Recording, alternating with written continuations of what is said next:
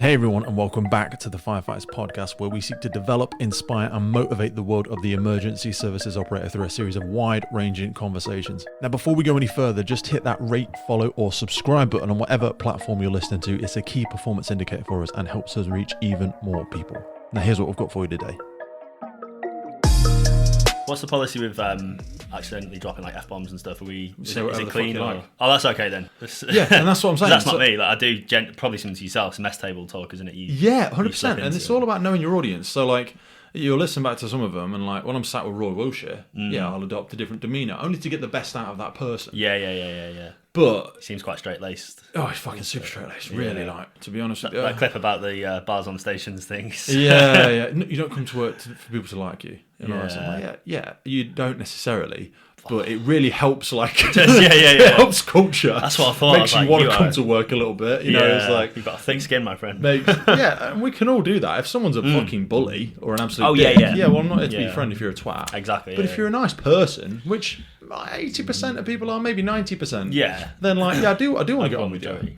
But they create a barrier for themselves, I believe, because it makes it less engaging for people. It causes a big fucking chasm between us and them and all that sort of shit. Yeah, it does. It's toxic, isn't it? It is. But what I also say to people is, like, you and I, depending on how long you choose to stay in the job and how long I choose to stay in the job, or if we stay forever, we're the backing track to the job. We're the people that are in it. We are part of the culture. We're not all of the culture, but we're part of the culture. So we'll create what it is going forward. It's your narrative right now, isn't it? It's our narrative. I want us to be a bit fast and loose. I want the way that we talk to be open and free and stuff like that. We're not going to be, giving talks to watches one day, dropping F-bombs left, right and centre, but I don't want us to pretend like we fucking don't. Yeah, exactly. Yeah. Because then everyone's just like, oh, what's this shit? What's this? Do you know what I mean? Then it just becomes too corporate. It breeds lack of trust as well then, doesn't it? It does breed lack of trust, because people are like, but like, don't you ever just... I only hang around with professionals.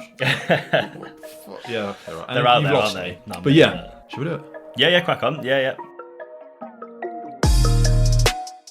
Andy, welcome to the podcast. How you doing, brother? All good, mate. Thanks for inviting me down. Good to Thanks for coming down, man. I mean, we kind of first connected because I saw a lot of the ways that you're helping a lot of athletes, and obviously we're connected through Sarah. Yeah. Just give us a little background on where you're joining us from, sort of in the UK, how long you've been in the UK Fire and Rescue Service. So UK Fire and Rescue Service, based in the southeast. Obviously not from there.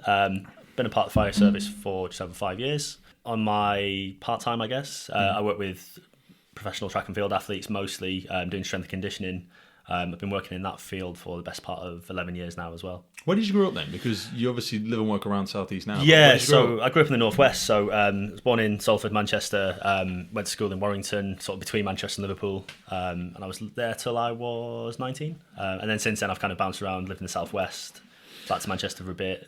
So when you sort of moved away when you were 19, did you do that for uni? Because you went military as well. I did, You've got such a beautiful, rich background in all the craziness that you've been involved in. Restless. When I was 19 years old, basically the only thing I'd ever wanted to do really was join the Marines. That was like my dream since, 5 or whatever. So, your first memories, that was my earliest kind of career ambition for some reason. And why though? Did you have parents in it, family? Did you have a mate? Did you just watch all the films? I think I probably got sucked into all of it, to be honest. The films, around that time as well on TV, it was because it was Rambo when we were kids, weren't we? That was the dream, wasn't it? That was what everyone wanted to do. Then we had Commando and we had all of that sort of stuff. Great film. If you've not watched it, pause right now and do that. I like was it Platoon as well? Platoon was a big one for me. Full Metal Jacket. Yeah, they were great. All so corny, tongue-in-cheek sort of stuff, but they did influence us. They did, definitely. For me, honestly. Today's episode was brought to you by our good friends at Wood Watches. We put so much thought into the people that we partner with on the podcast, and Wood Watches has been with us since the beginning. Now, they have 6 different collections now. In October, they brought out their new Fearless collection. Now, I've been speaking to some people in the past who have got that Wood watch for a specific occasion, for something really smart, really classy. But the best thing about the Fearless collection is that it's built to be worn in active surroundings. Now, again, if you're unfamiliar with it, the massive core of all these Wood watches is the upcycling of firefighting materials. And the Fearless collection has got a 100-year-old British brass firefighter helmet melted down and placed inside the crown of the watch. That's exactly the same as they have with all of their collections. But this one also features repurposed black fire hose. I myself went for the Valiant watch. I've had this for a couple of years now. Really nice. I've got it in the red strap. There's a whole range of payment options. Go over and take a look at them. Whether you're thinking of a retirement gift, you got something special to celebrate, or you have just started your emergency services career, go over and check them out. WilliamWoodWatches.com. The best way to support the podcast is to support our sponsors. So please take a click in the notes below. Now back to the show. I think it was that, and like, you know, at the time on the news, it was kind of like Bosnia and kind of then Iraq and things like that. And at the time as well, my old man, he had a couple of friends who were at the time special forces, and they were out in Northern Ireland, and we'd gone to visit them once, maybe like 8 years old or something. I was just blown away. You know, these guys are like superheroes kind of thing. What was it though? Was it the service aspect, or was it the personal disciplines, or was what it stood for? I think it was because maybe... we think we all get attracted to the same thing, but probably for different reasons. Yeah, I think it's probably, it kind of all boils down to similar stuff, doesn't it? There's, you know, the challenge, there's the kind of the discipline, like you say. I think the adventure and the excitement, I've always probably been a little bit drawn to, probably similar to yourself doing this job, you know, the excitement and the kind of the unpredictability. Yeah. But that's all I really wanted to do. And then it came to 16 or 15, 9 months, I think it was, you could join. You know, put my name So you'd down. hold steady with that ambition all the way through that childhood? Pretty much, Did you do the Cub Scout? Did you do the Army Cadets? Did you do the any of Scouts, that? did Army Cadets, did all that stuff. Yeah, I loved it. And then I went to join, and I'd had a knee injury that year, and basically they were like, look, you come back in 12 months kind of thing. A knee injury that young? Yeah, I was playing football, and just a bad tackle. I dislocated my patella, which was pretty gruesome at the time, but which, there you go, clicked. It actually started a few problems later as well, but...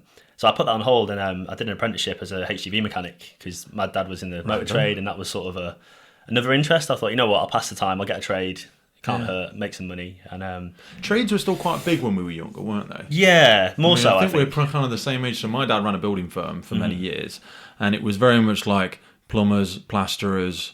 My mum was an accountant, and even though an accountancy isn't a trade, it was like a recognised profession. Yeah, definitely. Whereas now, you can kind of do like whatever the frickin' hell you want. I Yeah, mean, you could always do whatever you want, but like now there's millions of options. Oh, sure. Back then, it felt like there was only really like 100, maybe probably less than that. I think especially the world felt smaller then. It did, and I think depending on, you know, working class background, you're exposed to trades more, aren't you? In the sort of your limited options, if you like. But yeah, now I mean the digital kind of side of things and the gig economy and stuff, it's a wide open playing field, isn't it? I think people are less interested too. Yeah, I think it's good to have it wide and open, and we can like, you know, espouse the benefits of a free and open market, and kids have got diversity of everything they want to do. But I forget who I was listening to the other week, and I think it was even in a book, where they talked about sort of the illusion of that kind of freedom, because when you're young, my wife hates this, right? But sometimes I compare our kids to dogs.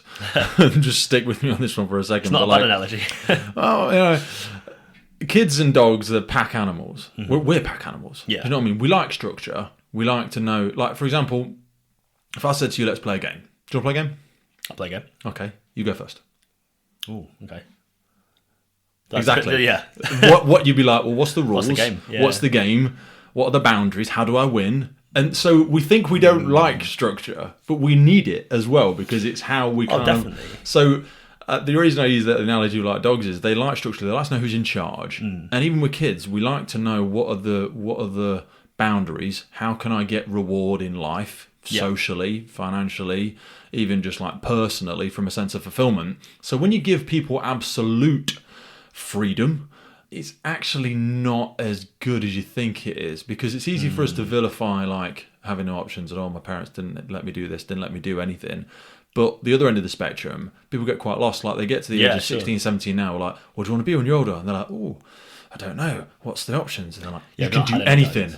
You give them the gift of autonomy, and they open the box and they're like, oh, it's empty. Like, give me a bit of guidance. And they're like, you can be anything you want to be. And they're like, yeah. Like what? What the fuck does that mean? Sure, and then like, and you like, if you put a kid in a room and said, here's 1 million toys in this room, crack on. Like some kids, you might come back in an hour and they've started nothing because they're just like, overwhelmed. Overwhelmed. Do you know what I mean? So, I've gone straight off on a tangent there, but like, no, it's a good point. Where do you think that spectrum lives now? Because back then, like, your dad encouraged or like guided you into something based on his own experiences. He's like, Andy, look, this has given us a certain type of life. There is this does work. So if you're not sure what might work, this may be an option to work. Yeah, definitely. I think my own experience, for sure, I probably, looking back now, I was definitely limited. Those kind of boundaries were they weren't put in place for any reason. It's just that I hadn't seen, all these different options. Even the fire service, I didn't know anyone in the fire service. Sure, the fire engines come to the school once, and I thought it was cool, but I couldn't tell you anything about. You don't think it's a thing to plug into? No. It looks like it's part of society. Yeah, but you sure. don't think like. I think we've actually gotten really worse at that. It's kind of the birth of the podcast because we close the doors of the fire stations and we don't really. I mean, some places are great, but we don't like have them open all day and community can just wander in because everyone's like, oh, no, you need to be out doing work. Especially since COVID as well. Yeah. So now we will struggle with recruitment, and we are struggling with recruitment, even though we're having more people leave than ever. So we need more recruitment, but like people don't really see it as an option, and it's not because they don't. I don't know why. I don't think it's because they're not interested, but they don't really. Even like you said back then, didn't even think of it as a thing. Oh mate, even like later when it was like post very short military career and stuff, like it didn't really jump out at me, and it, knowing what I know now, Christ, I should have done it straight away, but you just don't know what you don't know. Because I look back sometimes and I think I'd have actually loved going into the military because I did the cadets and I did the shooting and I did all the orienteering and going on the camps, and my mum and dad were scout leaders and all that sort of stuff. So I love that aspect of it, but also think I'm a little bit too, and also discipline, because that sounds blowing smoke up my ass, but like, I think I'm a little bit too rigid sometimes, like hence why the addictions and that, like whereas the fire service, not that it is very disciplined, it is a very professional career. But it's not as intense sometimes as like the military, and I've never been in the military, so I can't. It's I mean, that's probably something to touch on later as well. That's one of the things that I think it needs a little bit more of sometimes. It does need more of, but you also get a lot of people saying, "Chill the fuck out." It's not the military. Exactly, yeah. And you're like, it's not the military, but you're shit at your job. But so. I was going to say, and it's normally those so people. get a bit better. I'm not expecting you to march. Although if you learn to march, it might just instill other disciplines. That's the thing, isn't it? It's the individual pieces of the puzzle that people are, against, that they don't see what it makes. That's the thing. Because it did, like when it did eventually come about. I mean, I was I loved like working on trucks and stuff. I still like all, it's probably similar to yourself. I've got lots of different interests, and I like poring over problems and puzzles and fixing something that doesn't work. But I got to a point where I was the day to day, the grind, the land underneath a truck at the side of the M6. I was thinking, this is shit. This is not for me. I could do this forever. And when the day finally came, and I went and went to Lympstone, it was incredible. So did you actually? Sorry, so you did do your apprenticeship? I finished my apprenticeship and got a job in the HGV. Yeah. I was working for whatever main dealer for trucks. But yeah, it was one of those things that. So going out and servicing them, fixing them when they break. Servicing them, fixing them, working in the garage. I was doing the breakdown stuff at night. I was just, you kind of hustle at that age. How old would you have been then? I was 18, 19. So I was probably one of the youngest. Again, you'd say that, though, and we're we'll do this a lot today. I can see already. We're going to speak into each other's biases because we both agree. And like I was the same. Like I had I was a lifeguard. Yeah. I worked door security. I was a firefighter when I was 18. I worked in a gym. So I had like 4 jobs, and I would sleep like Yeah, exactly though, because you just said fair play. But some people would go, fucking hell, Pete. Because there's also a cost to that. Like I never did the lads' holidays. Yeah. I didn't do any of that. So, but we glorify it because back then we were still in this like idea of sleep is the cousin of death. Work till you bleed. And I think that's learned as well. It sounds like maybe similar. Like my old man was like that. We actually didn't see him that often because he kind of lived away, but he was always working, always working, and fair play and respect to that. But that does rub off on you, doesn't it? I was 14, 15. I used to work in a car repair shop after school, and on a Saturday morning, one of his mates. It was it was money, but at the same time, I did enjoy it as well. I was kind of learning something early on, and plus, and I know people would bored of me listening to say this, but like the character building you get from that 13, 14, working them around men as well. Andy, go and do the tea. Do you know what I mean? Andy, sleep well, empty the bins before you go. Yeah, 5 minutes late today, sort your shit out. Those sorts of character calibrations really are really great for you. And I know, again, there was also a bad side of it. People would have been bullied, financial abuse, paying people less than they should have been paid. But what the fuck else was a kid going to do at this time? I wasn't going to be doing anything productive if I wasn't working. Yeah, of course. And that's the thing, isn't it? And it kind of has to happen at some point, doesn't it? And that's where, it should, but I don't think it does have to happen. No, I don't. Well, sorry, no, it does have to happen at some point, but I think for some people, it's happening at 25, 30 when they eventually enter a job. Yeah, someone goes, workforce late. Don't be a dick. And they go, you can't talk to me like that. And you're like, well, you being a dick. Yeah. I 100% agree. I think that's one of the, and I think you mentioned it when you're talking to Steve on one of the last podcasts. It was, it's kind of an issue, isn't it, when people are entering the workforce in the fire service and they're through no fault of their own, I guess, because they've been kind of told what to expect. they have this attitude: if you can't talk to me like that, I'm not doing that. I'm not doing this. Well, all right, fine, but you're trying to fit into a culture that everyone else has worked hard for those positions, and then it's not. Yes, all right, bullying probably does happen somewhere, but it's not really, it's not really as much of a thing as I think it's probably it exists in a way, in a very small way, but also I think some of the things we define as bullying, in the same respect too. And I'm not going to go too far into this because I'm getting a really sticky place here.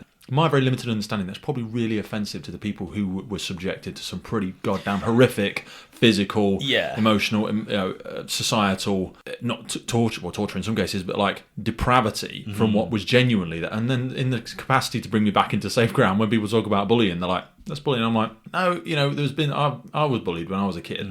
I had people trying to drag me out of the changing rooms 2 years older than me, trying to kick the hell out of me. It's awful. And people have had it far worse than that, but that's kind of bullying. That's bullying. On stations, people cutting holes in your jackets, people filling your car with stuff, people excluding you from things, stop talking when you enter the room, or just like genuine physical bullying. Like when I first joined the on-call, I had a guy that used to, every time we're at a job, and like if I say this now, people will be thinking like, what? And it's not horrific, but when we think about carcinogens, when we're at RTCs, one of his like hazing things is he used to rub his hands on the burnt vehicle and then come and rub it on your face. Yeah, like you'd be doing something, and he'd go, and you'd laugh, yeah. But now you're like, what a dick. Yeah, in retrospect, what an absolute dick. Yeah. And all the stuff I was probably sucking in and breathing in and got in my mouth and my eyes. And he was damn near senile. The dude was in his late 50s. He was old for from those a different times. ilk as well. Probably. Different ilk. Yeah. He would have done it to himself, I'm sure. But these days, like, you would not see that. No, not at all. No, and I remember my first proper wear. I had a similar kind of Simba moment. The bit of acid across your forehead thing, and I thought it was great. So I was like, oh man, that's like, I really felt I could earn something. And now and you're like, I stink of smoke. I don't want to wash. Yeah, I'm going to go meet this girl, or I'm going to go whatever. Tell her about the fire and all that. Yeah. Oh no, don't talk about it.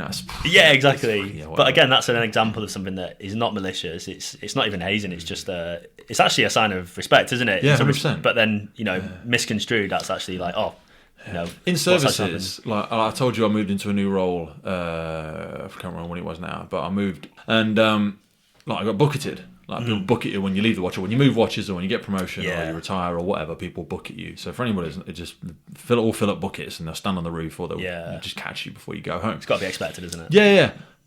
But I always think when it doesn't happen to somebody, that's so much worse. Quite sad. Can you imagine? Yeah, and they hang around, they're like, I'm going to get, and then no one does it. Yeah. And it's like, no one likes you. And that's like, I would hate it if I hadn't gotten 100%. Yeah. Because it so really there's means they respect you, that spectrum. Yeah. Yeah. You mentioned something earlier, and it made me, I was trying to flash back in my mind, but an American firefighter we had on, it was Jimmy Johnson or something like that, said people are going from Mama's house to the firehouse now, and that's the problem. And when he articulated, he said it better than that.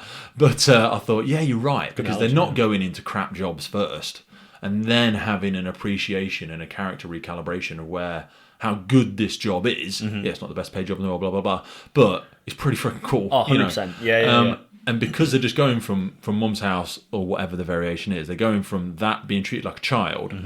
And then watches have to fill in the rest of the gaps in that person's human development. Like you said, you had HCD, so you had loads of... It's like your apprenticeship. Yeah, you had loads of skills that people will have developed within you. Don't get me wrong, I was, 16 years old, hitting the workforce in a truck workshop. Yeah. I was probably a proper I was a gobshite, you know what I mean? I was getting the big one, I was probably winding people up.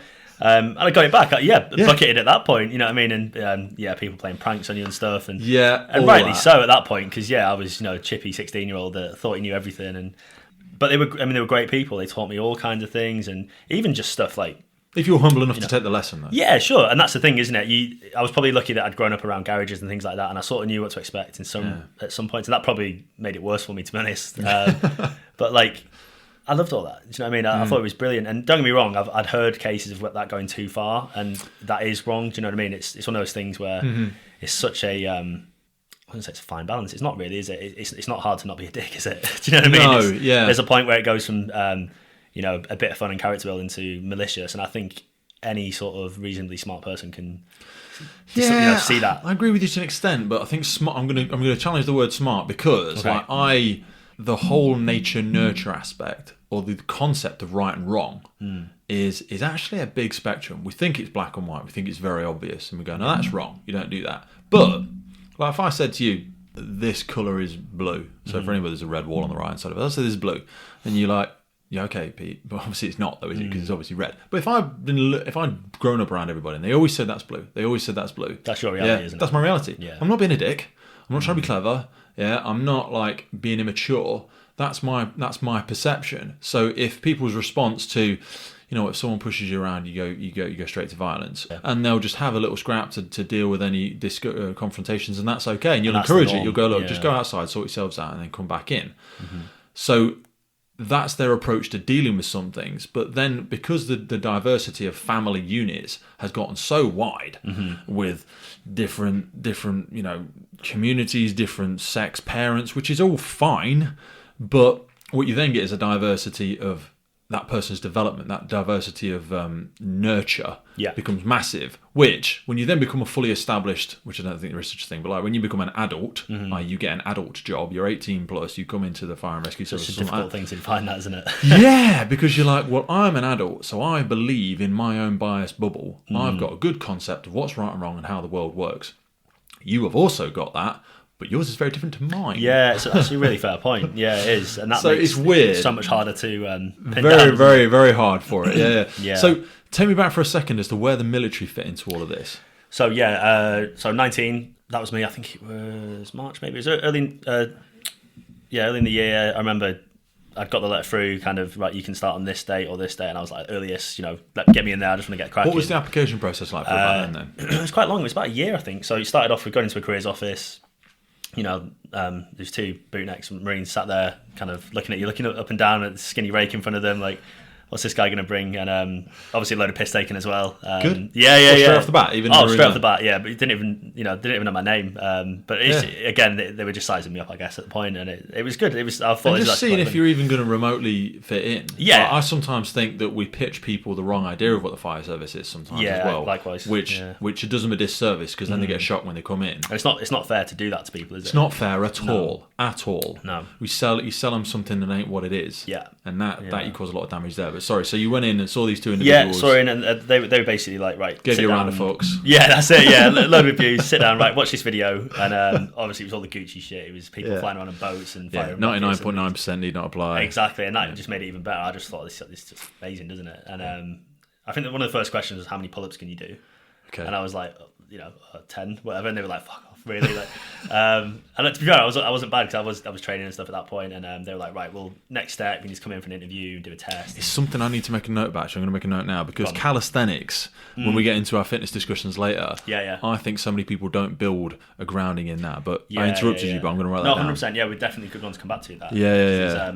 So you reckon you could smash pull-ups? You've been doing all of that not low-level training, but you've been smashing the basics. Again, those things that are within your control. So many people don't actually do the things that are within their control, so they don't give themselves a good standing. Yeah, completely. I just got to, there was multiple things. I always wanted to do it, but then I kind of got so pissed off in my job and my sort of career trajectory at that point. I was like, well, I'm going to give myself the best shot I can, and started running, and I stopped drinking so much on the weekends, and I was like smoking at the time I quit that.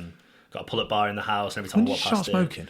Oh, I grew up in the north, didn't I? So again, community probably stuff. About 14 or so. Smoking all through and drinking, school, really. You know what I mean? And that's it's just the way it was, isn't it? I don't know what it's like now. I never went balls deep into the drinking, okay, to be honest with you, which is strange because my dad did loads and loads of sport, and there was massive amount of social side to the sport on the weekends. Like you'd play whatever it was on a Saturday, hockey, rugby, football, whatever it might be, and it'd be a massive piss up. Yeah. And then you go home briefly to get changed and go straight back out and bang, bang.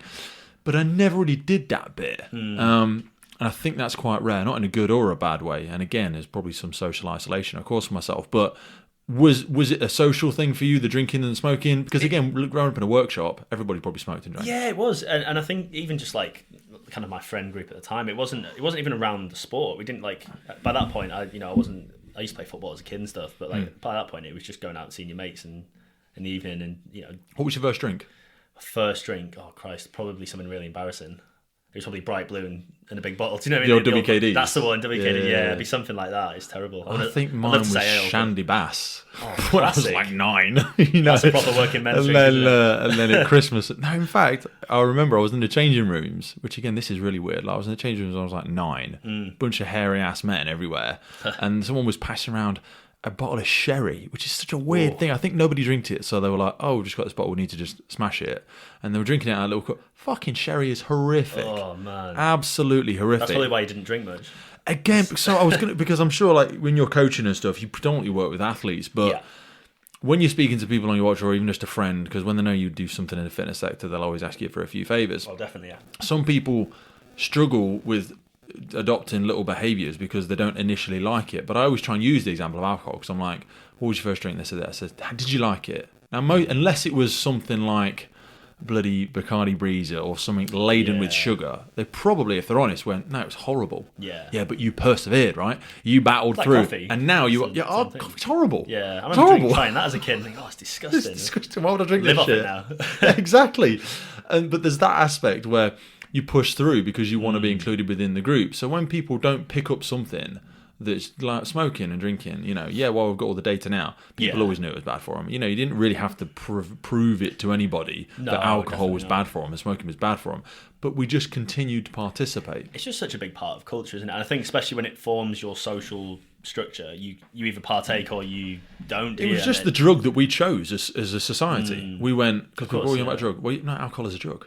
So we chose alcohol and went, this one's okay. We're not going to inject stuff. We're not going to snort stuff. But this drug is okay. I mean, if it was discovered now, it wouldn't be no legal, way. would it? No way. Do you know what I Same mean? as I always tobacco, think if we'd have made that same decision, if we'd have gone a different direction, like with marijuana or something, and I don't really smoke marijuana, but like if we got stoned, we would probably sit in here, giggle, eat a load of food, go sleep, snacks. or whatever. Yeah, but a lot of snacks cracking around. But if we get smashed off our head, we might fall out, table might go over, Yeah. I might go home and beat my missus up, I might go out in the street and do whatever. Not just the physical cost, but the societal cost. I'm sure there's a big cost that, if you get stoned every day, I'm sure it has a lot of damage on your cognitive ability as well. But I always think, alcohol is a very damaging thing. It kind of seems to be the root cause of a lot of things, doesn't it? It does. It really does. And even especially in now, this it's probably country. just the amount of sugar that's in half of the drinks that people have. It's not a reason necessarily the alcohol, but so weird. I think it's just because we made so much money from it. Yeah, 100%. Yeah. It's it's not going away, is it? That's Smoking's the thing, terrible. Well, we did turn the tide with smoking, though. We how did many actually, people do you know on your watch who smoke now? Do you know what? Yeah, it's rare, isn't Everyone it? used to smoke in the fire service. Yeah, probably on the station as well. On the station, everywhere, absolutely everywhere. But now, not many people do. And like, imagine being in the marketing meeting for smoking when they came out with it. You'd be like, "I've got this great product. It's fantastic. Make a load of money on it. Oh, tell us about it."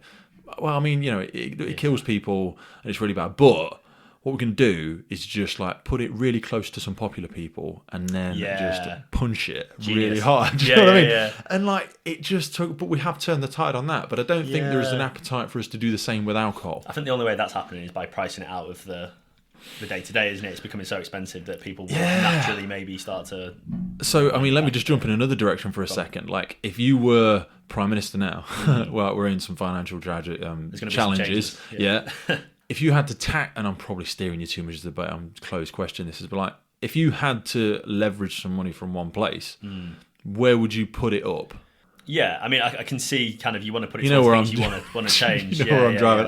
I would like tax the hell out Of course, yeah. really bad food and alcohol, and people will be like, well, that's a bit harsh because I like drinking, just because you don't drink, Pete. Yeah. Who are you to be doing that? And I'm like, yeah, but this stuff costs us a lot of money, like in NHS. Well, when you look society, at the knock-on effects, yeah, probably. The I police want and you to ambulance live services for appreciate longer. it, right? Do you know what I mean? Everyone's getting fatter and unhealthy. Not everyone, that's horrible, but like a lot of people are. I would do that rather than like, let's put energy prices up across the board. Let's do all of this sort of shit. Christ, And I'm probably demonstrating my lack of economical knowledge, but I'm like, I would just tax the hell out of stuff that we all think is bad, because then it would also actually be a treat.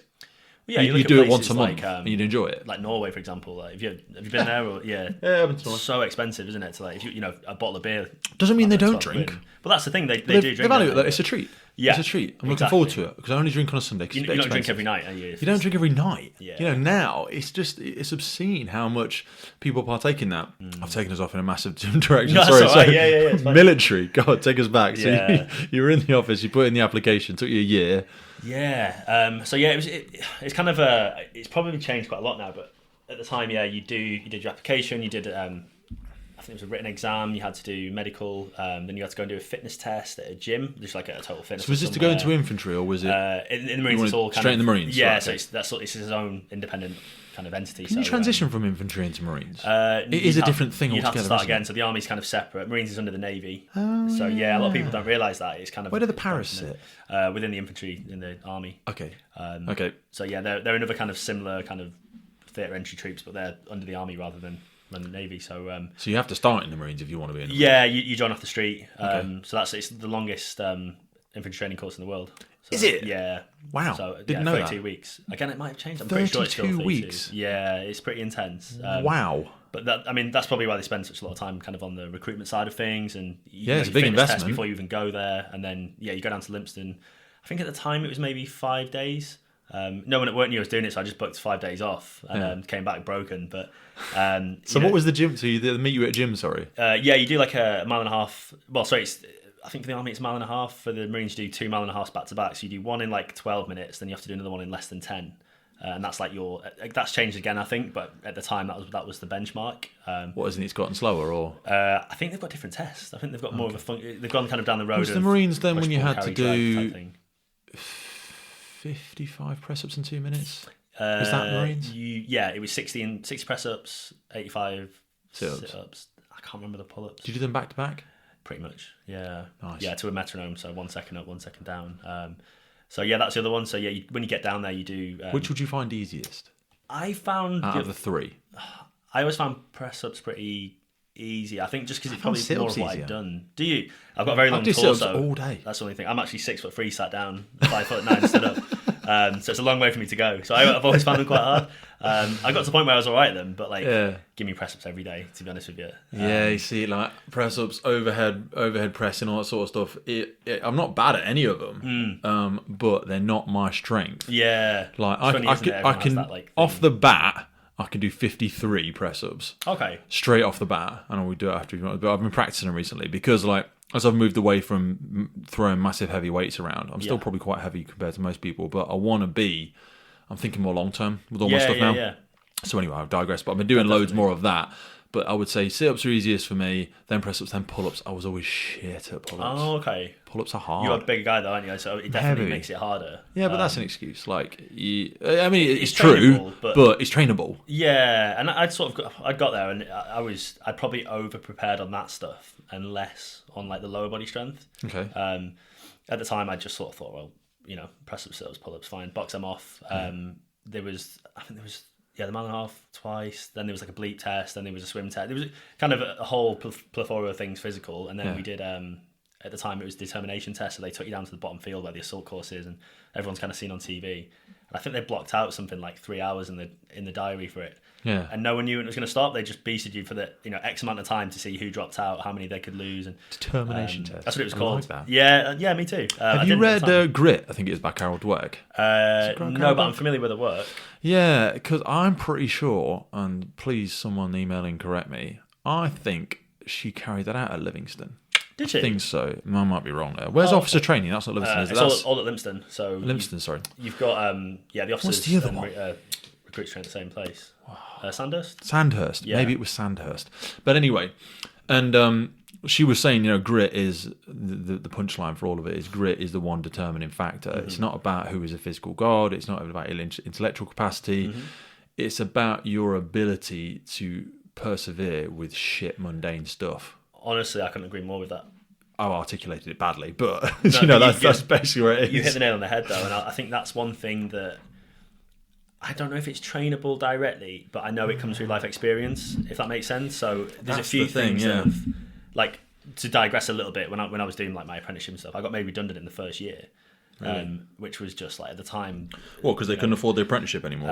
Basically, the company got taken over by probably that. It got taken over by someone who was a little bit ruthless, and he had different plans for the business, and I wasn't part of it, along with a couple of other people, which, it happens, doesn't it? But, 18 years old, driving around garages, knocking on doors with a CV, like, give me a job. I think little things like that start to feed into it. Mm-hmm. And then with Marines, again, like, when you're there, when you're in training at Lympstone, like, every day you're reminded that it's not given, and you've got to earn it. Mm-hmm. No one's gonna hand that to you. You've got to step up, and every single day you have to want it, and you have to earn it. And people do, every week someone will go, someone will get back trooped, or they're off the course, that kind of thing. It's, you see it, and you have to really, really, really want it. And I think that's one thing that, especially, I'll sort of explain in a minute, but kind of the way it went for me, it was just an everyday, I won't say struggle, but like, had to really want it. Basically, I got to the back end of training, towards the end of the commando course. I think that maybe it was like a field firing exercise, and then commando test, and I would have been done.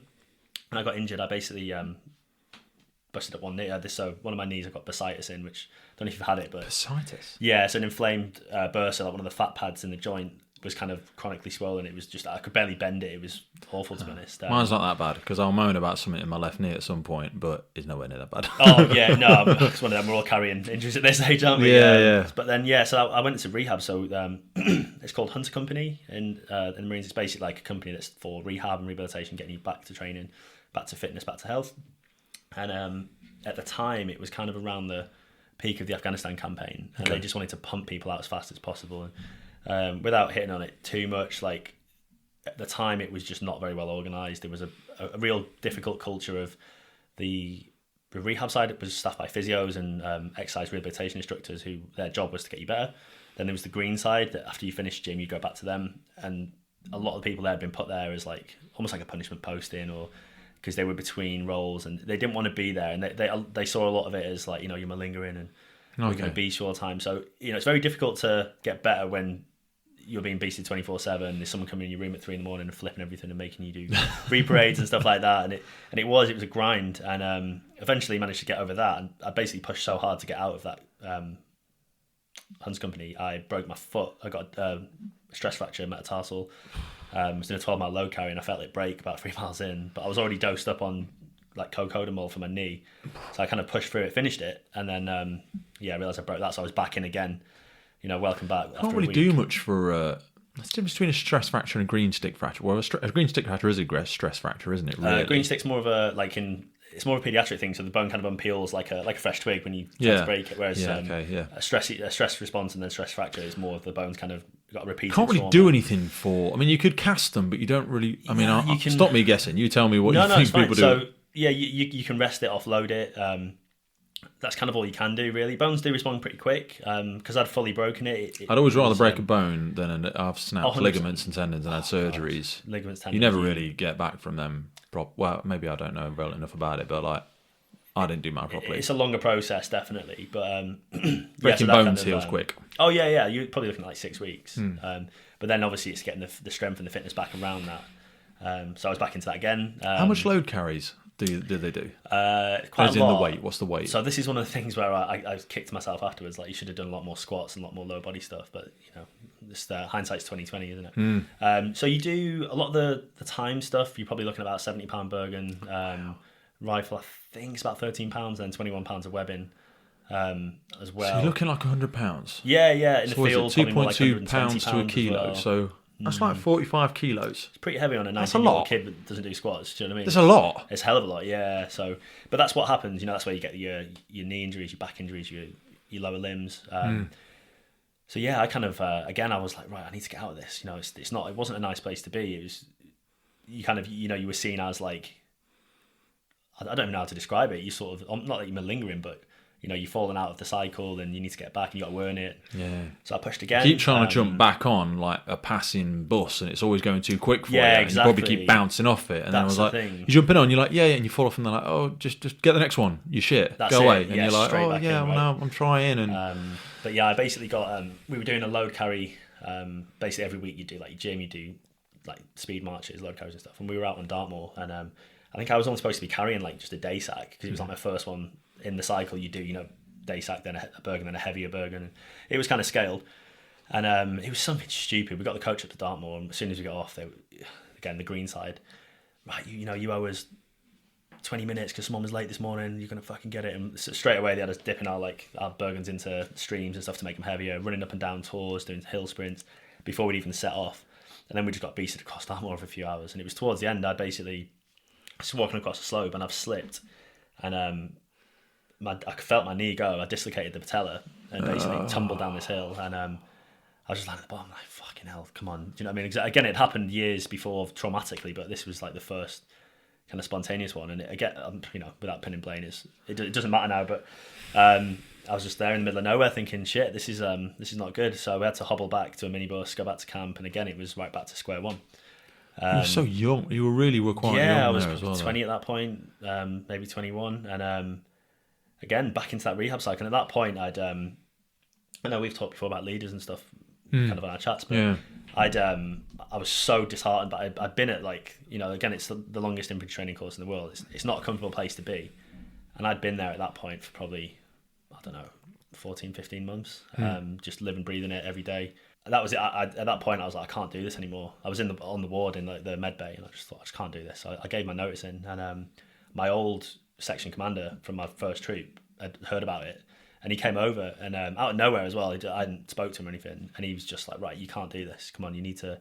And he came back and just sat there, and he got his laptop out, and he showed me all pictures from his tours away and Afghan and things like that. And he's like, this is what's on the other side. This is just persevere now, a few more months, and this can be yours. Yeah. And it was great. It was one of the things that really stood out to me as a leadership quality. He went out of his way in his own time. Yeah, it's stuff that you're not professionally obligated to do. They're the most important things. Way above and beyond. Yeah.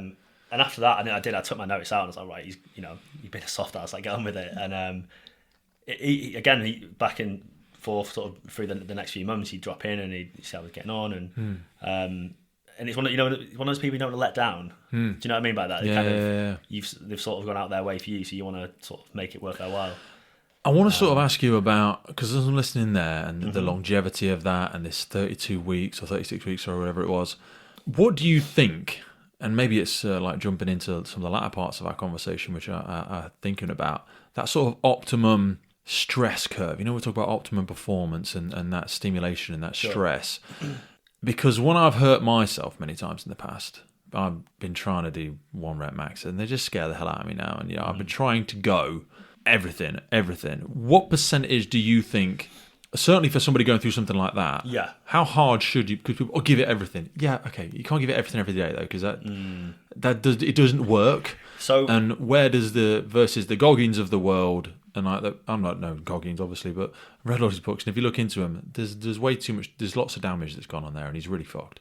Yeah. So, where is it? Should we be at 80, 90, 20? Obviously not 20, but so I don't think it's. I don't think it's easy enough to define as a percent. No, I wish it was, not, yeah. But no, but it's a good question. I think for me, it depends on those metrics. Are it's balanced on your recovery as well. So you can only put in as much as you can then kind of adapt to. Obviously, we work out, we train to create a stress on purpose, don't we, to then create an adaptation. But if your recovering, your adaptation capacity is garbage, so you're not sleeping, you're eating shit, you don't actually have any sort of I was thinking it was credits, to pay back what you've just done, then you're going to end up in a negative. You shouldn't dig a hole that you can't climb out of every day. Absolutely, you have to completely climb out of the hole. Otherwise, you're only halfway out and you've started again, and you never get out of the hole. You get yourself into that pit, and eventually the body snaps. Yeah, and we do see that, and it's if we talk a bit later as well about some of the athletes I've worked with, we've seen that recently with people getting kind of stress fractures and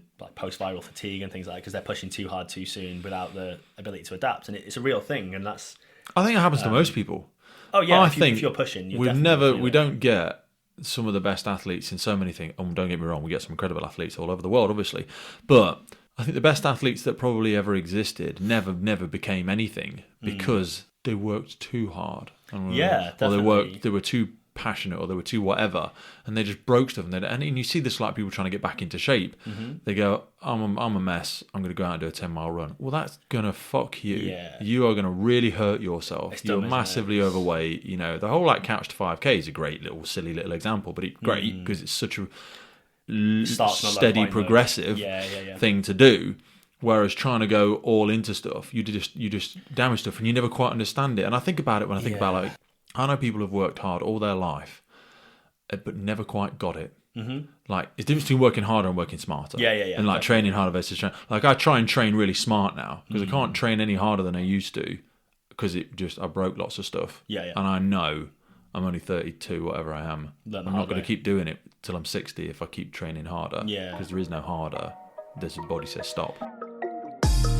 Hey folks, just wanted to jump in with a quick piece around firefighter health and well-being. Whether you are trying to join the fire service and pass them tricky fitness tests, if you are currently serving, or if you are coming up to that next chapter of your life, retiring from the emergency services, we get so many different questions around it. So in partnership with Fitness for the Frontline, we have come up with a series of guidance and programs specifically designed to reflect the physical elements of the role of a firefighter. So whether it's carrying an LPP across an overgrown field, lifting a ladder above your head under running it, or wrestling with cutting gear for 30 plus minutes at some kind of complicated RTC, our bodies are required to lift, push, and carry objects in very specific circumstances. That is effectively what Fitness on the Frontline focuses on, as well as the longer term aspects of overall health and wellness for our firefighters.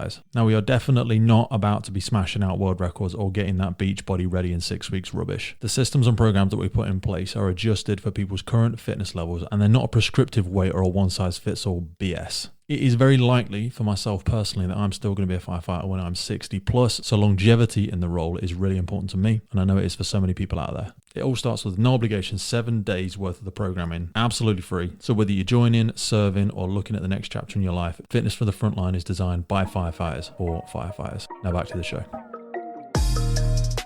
Yeah, and you can only give as much as your body's able to adapt to. That's the thing, isn't it? And that's where, like, so that kind of whole rehab break cycle thing with Marines, I compare it to, like, having seen it, you know, like a professional football club academy, let's say.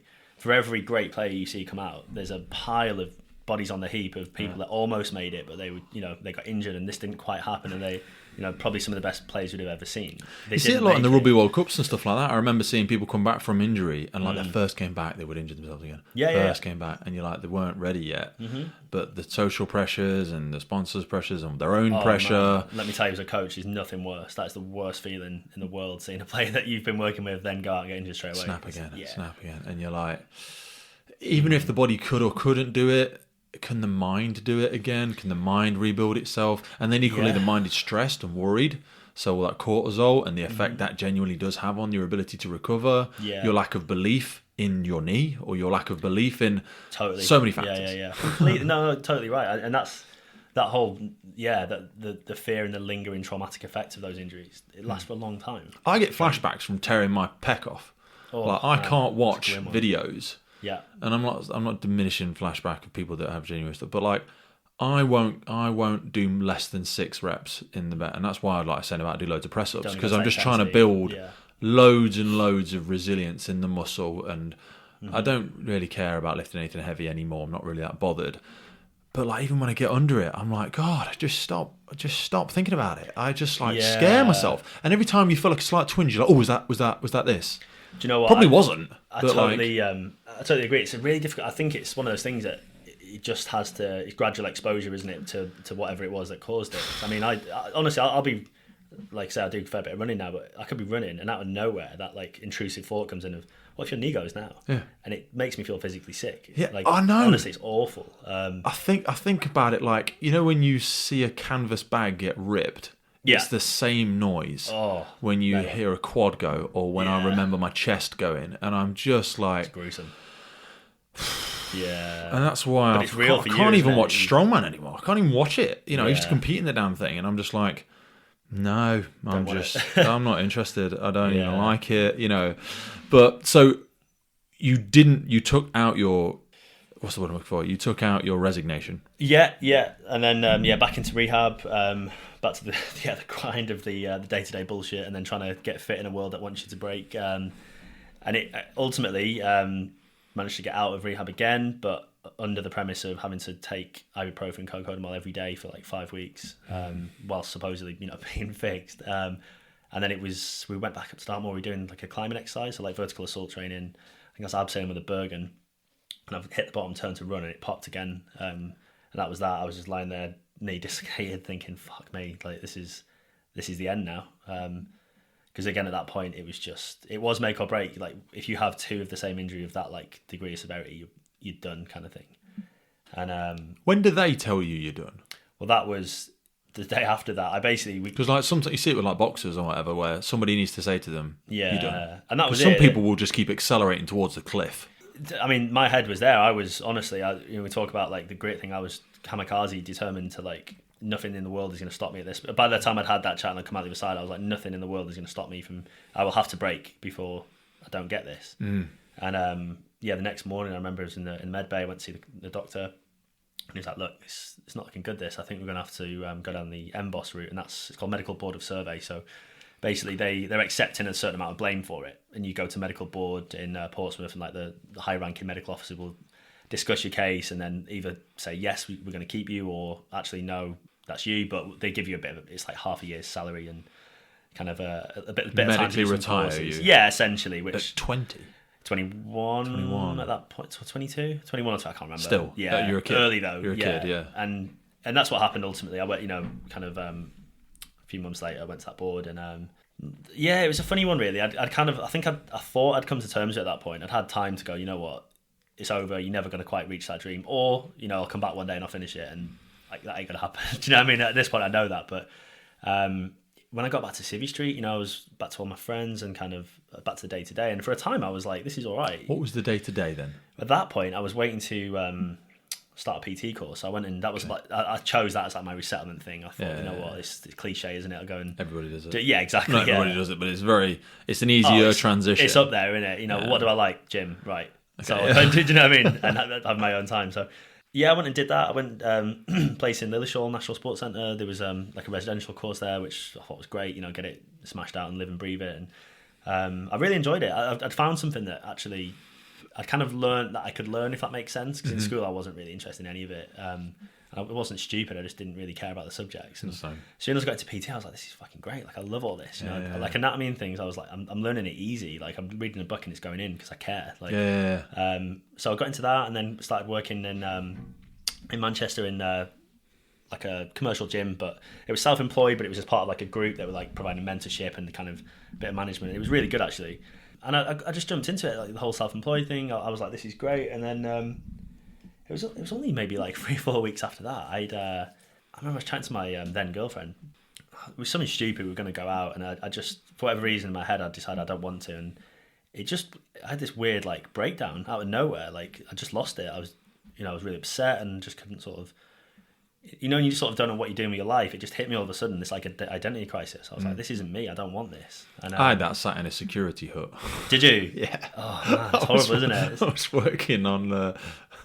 I would tell people, and I would manage the security team. What that basically meant was a bunch of other people that didn't know what they were doing with their lives. We all worked in security huts around the area that I lived in at the time, and when they didn't want to work, which was very regular, I would go and sit on their posts, and I was like sat in security huts, nowhere places, lorry parks. And I'm just like, fuck is this? Yeah. Fuck am I doing here?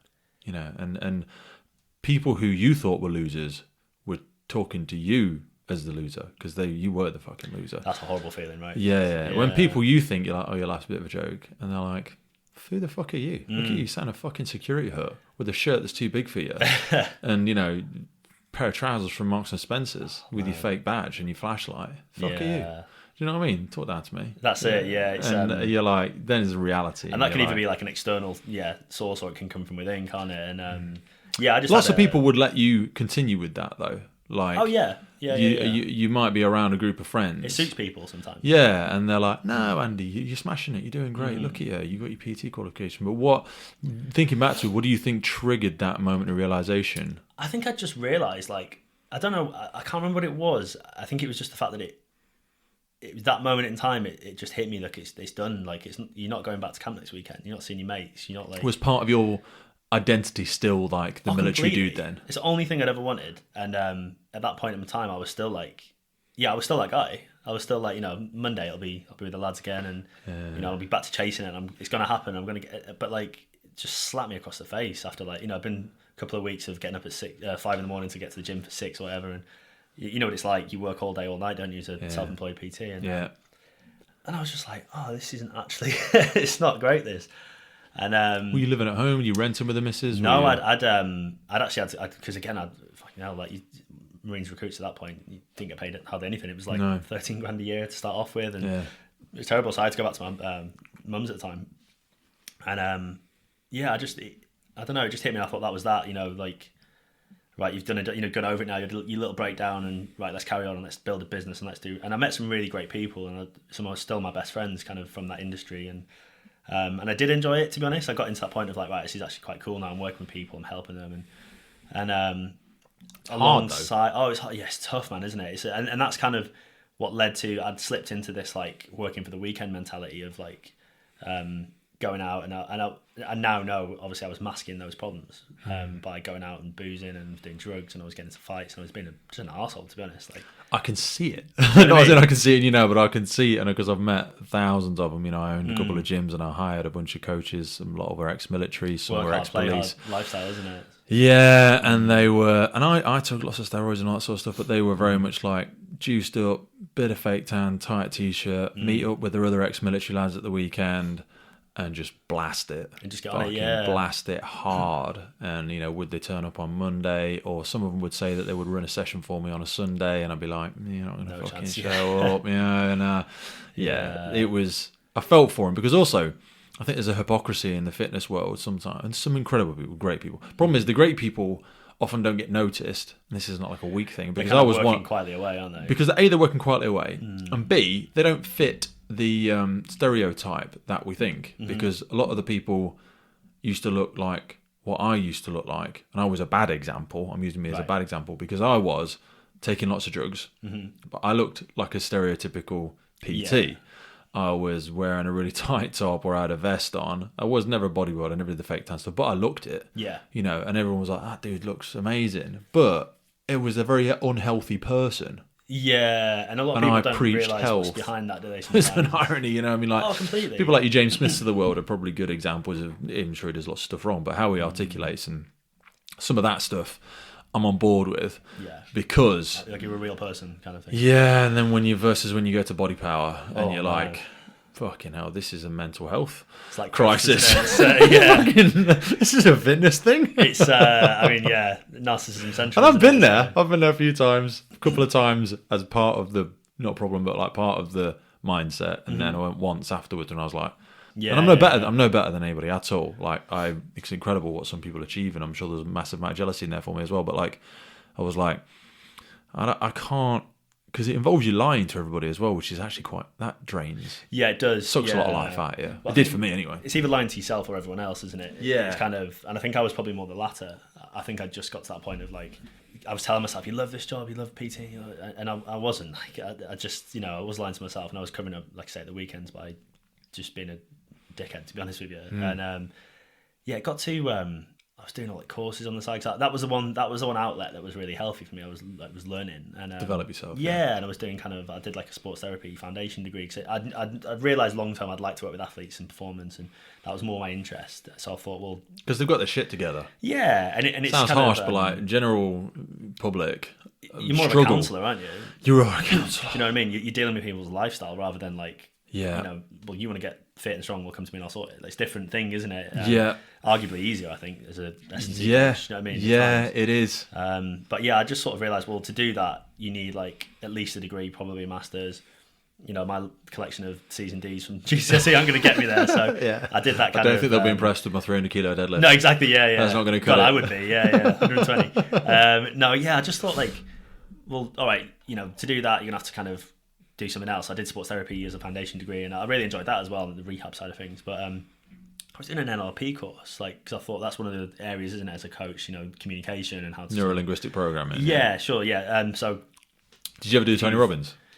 I really didn't like him, to be honest with you. I know it's Tony Robbins course. Did you? Yeah, I went down to London. I loved it. Did you really like it? Yeah. Well, that was after I when I came through my addictions, I had some mentoring and coaching and all that sort of stuff. So I went as the serial addict, and I went into that side of it big time. Yeah. And there's nothing worse than someone that's just been on a Tony Robbins course. When someone's been on a Tony Robbins course. Oh God, don't come within 10 feet of someone that's just done one of them.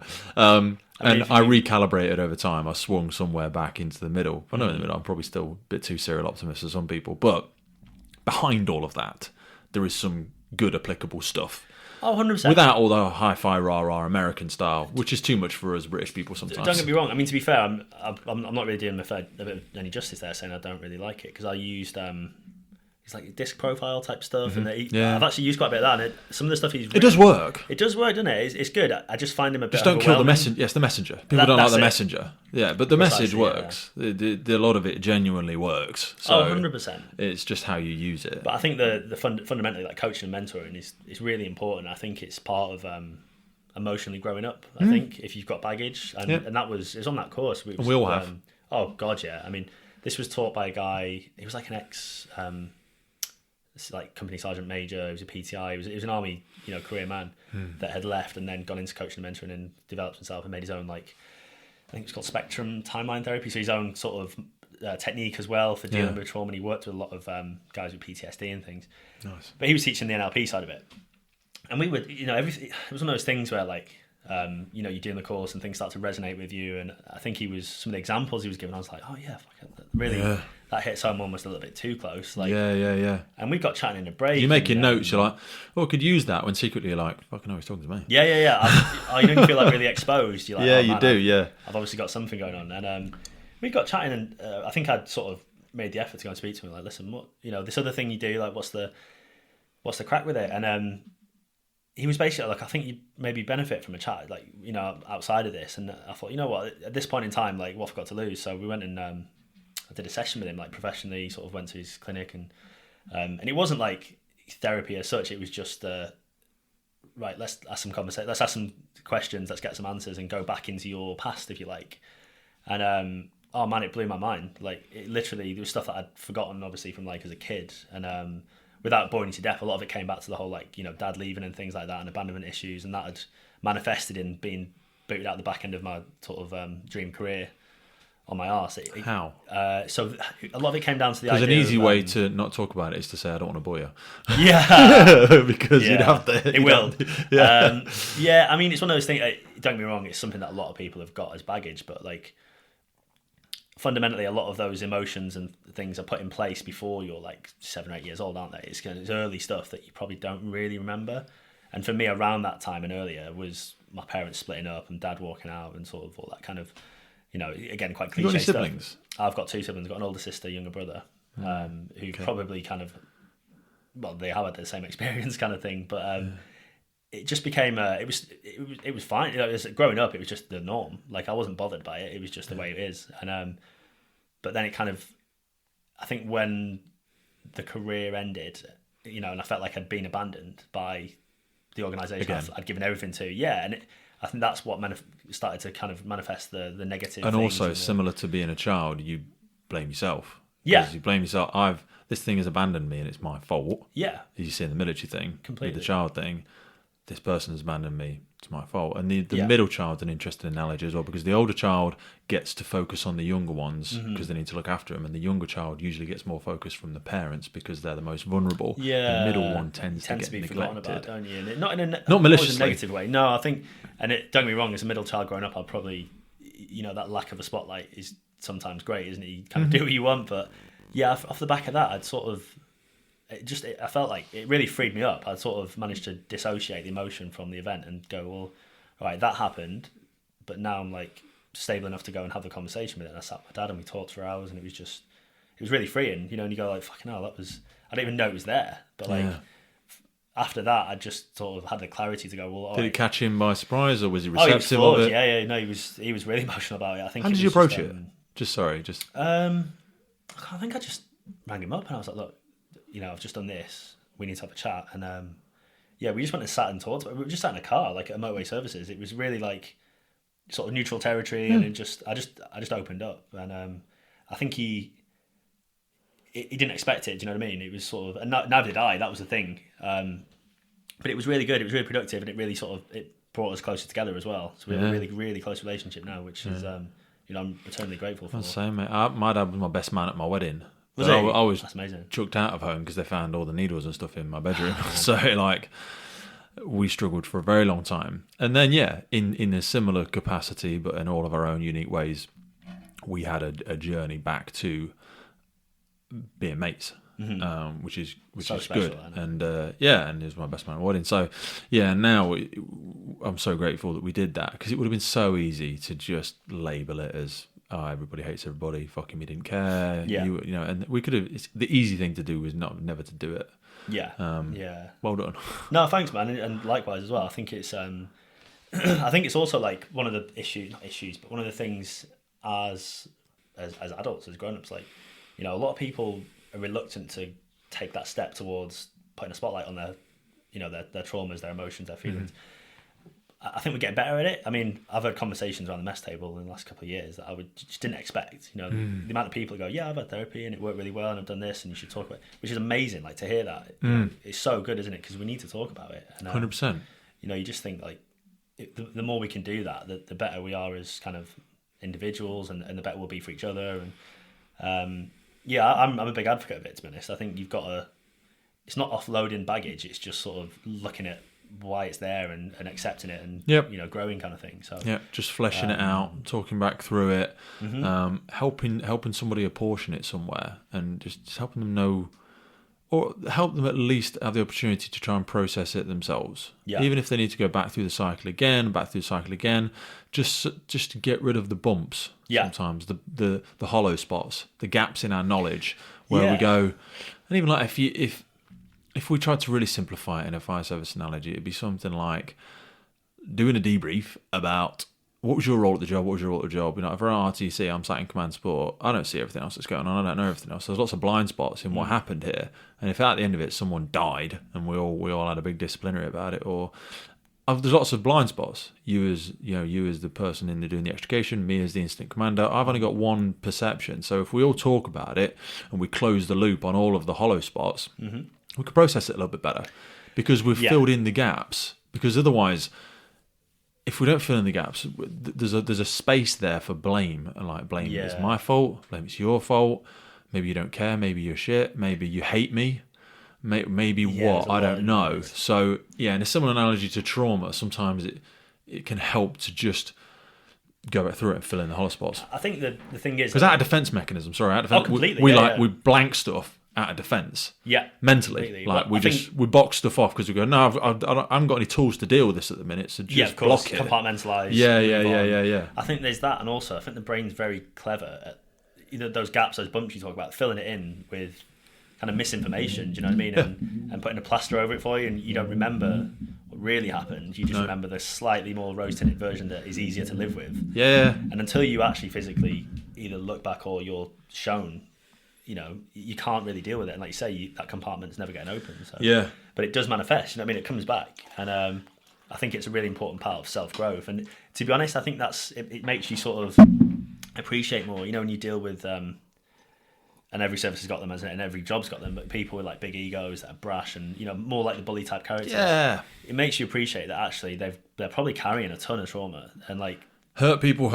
Completely, you know, that's what you see, right, isn't it? People don't want to... They're trying to take chunks out of you to complete something that's hollow within themselves. Sometimes. They're hurting themselves, aren't they? Yeah. And the poison always hurts the vessel more than it does anyone that gets thrown completely. At it. And it does make you feel kind of a certain amount of empathy for people in that situation, doesn't it? And I just wish like more people will then go, well, do you know what? Maybe I need to have a chat with someone. Maybe I need to look at it. And because there's very few people that wouldn't benefit. Oh, God, 100%, mate. Yeah. The more confusing and complex life becomes as well, the more we need to help each other fill in the gaps, because there's fucking gaps everywhere. We can't understand all this shit. It's crazy. Especially nowadays, right? It's getting crazy. We've got no idea what's going on in somebody else's life. I've got no idea what's going on next door. Do you know what I mean? We don't. So the people that we work with have got massively complex lives outside of what we're doing. So you've got to be able to discuss those bits. So you had that conversation with your dad. We're talking post-military now. You'd gone into the PT world. You'd felt some fulfillment from being developed by it, but there was still something that wasn't feeding you, or you weren't feeling... So I think at that point, I'd it's not necessarily just because of that, but I then sort of looked more towards and again, probably tapping into the Tony Robbins type stuff, but my mentor at the time from the company I was working with, we sat and did like goal setting over like, 5 years, 10 years, like what do you really want, what do you want to get? And at the time I was always a bit like, oh, this is kind of bullshit. I don't really believe in it. But we sat and hashed out some goals, and I looked back at them maybe 2 years ago, because I was going from my laptop just deleting a load of old stuff, and I've ticked quite a few of them, and I was like, fucking hell, fair play. Do you know what I mean? It actually does work. Yeah.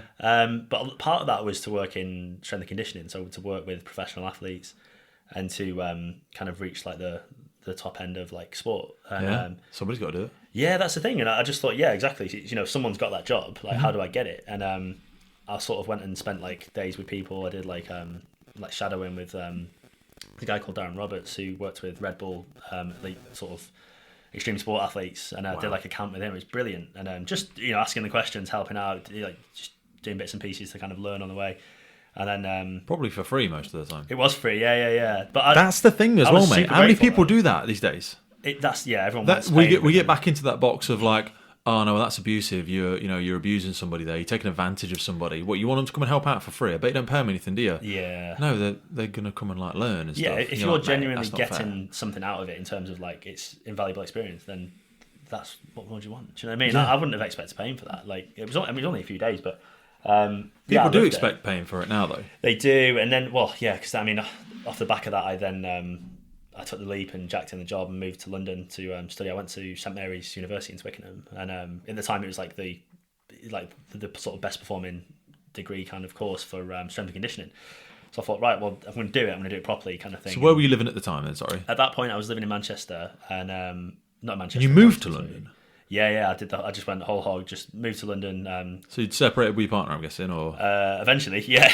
No, we tried to carry it on, but 3 months of that and it didn't work. But that's another story. But yeah, I basically called up one of my pals from the Marines. That's a big job. Yeah, well, I knew one of my mates who'd done the same PT course. He was living out in like East Anglia somewhere, and his PT market was like little old ladies, and it just wasn't working. So I was like, look, do you fancy something a bit different?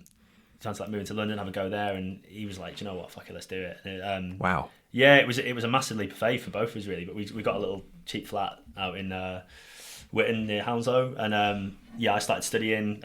He started PTing, and it went really well. I was really lucky. I basically, whilst I was PTing up north, I'd started working with British Military Fitness, like a outdoor boot camp company. Be Military Fit? I think it is now. Because that's Bear Grylls' thing, isn't it? It is now, yeah. They bought the rights to it a couple of years ago, but at the time it was different company. And it was, but it was all like... Bear Grylls is another great example, because like he's done really well, broke his back, didn't he? Yeah, parachuting accident, wasn't it? Parachuting accident, again. I mean, not to glorify or, everyone's story is unique, but a lot of crossover from yourself. I mean, you didn't do whatever, but it's like... successful version. Well, at the minute, connecting the dots looking backwards, but... Yeah.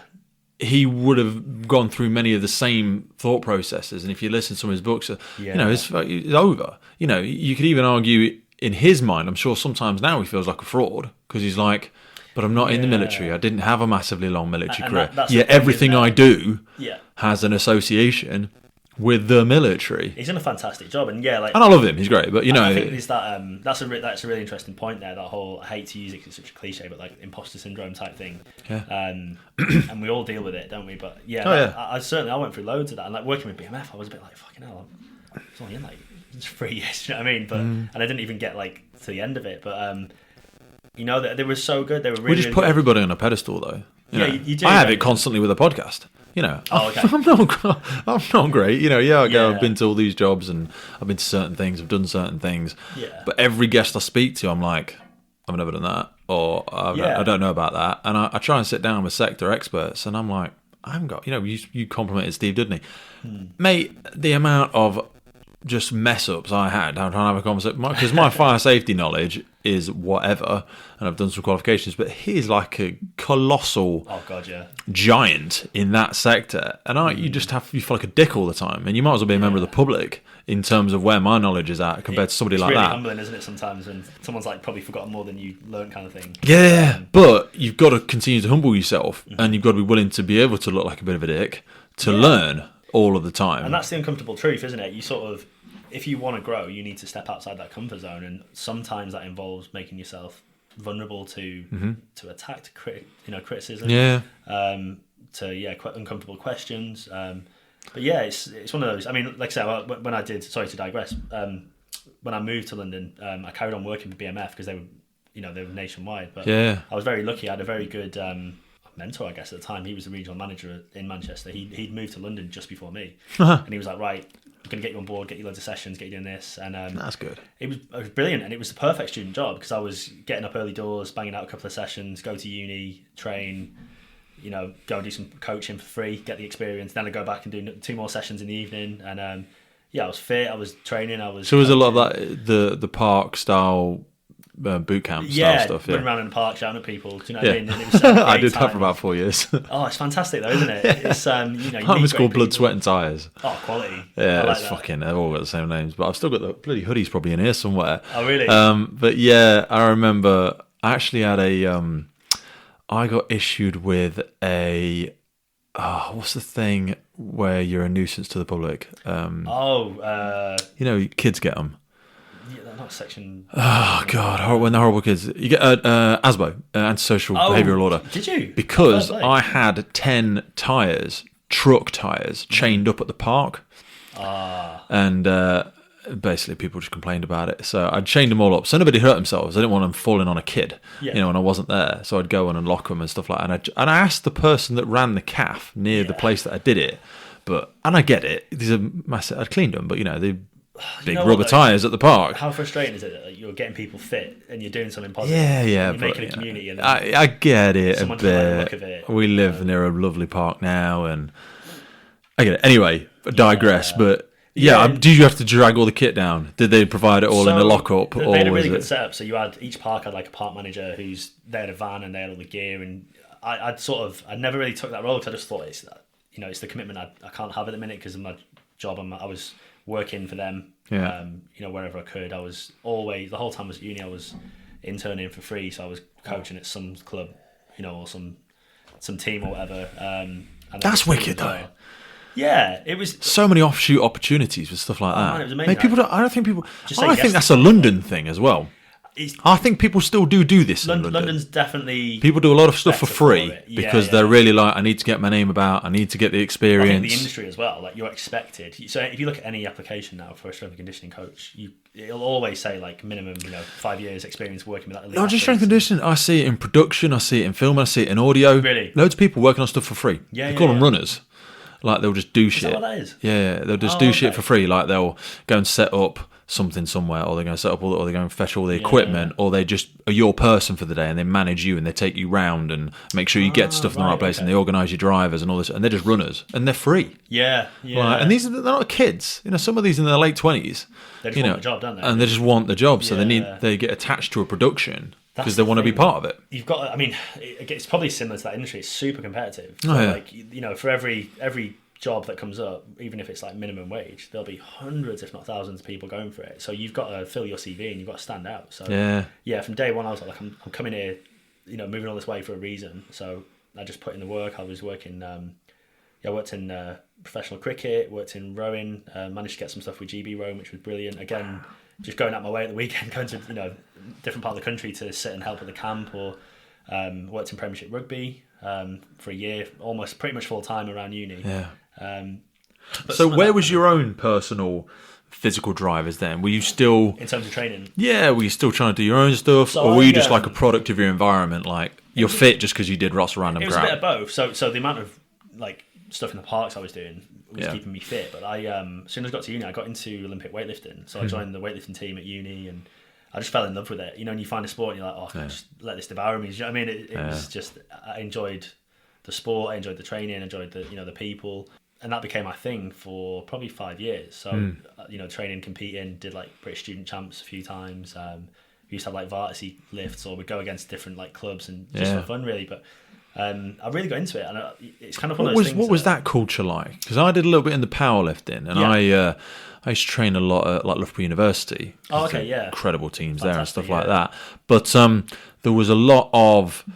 There was still a lot of drugs, to be honest with you. Just tried to put that in a less obvious manner, but like completely. I turned away a little bit from strongman because of how much drugs were involved in it, and I took all the drugs. But you kind of have to be competitive. Yeah, unfortunately. But I don't know that powerlifting was ever any better. I think powerlifting... I never really got involved in Olympic lifting, so I don't really know. Yeah, so we used to...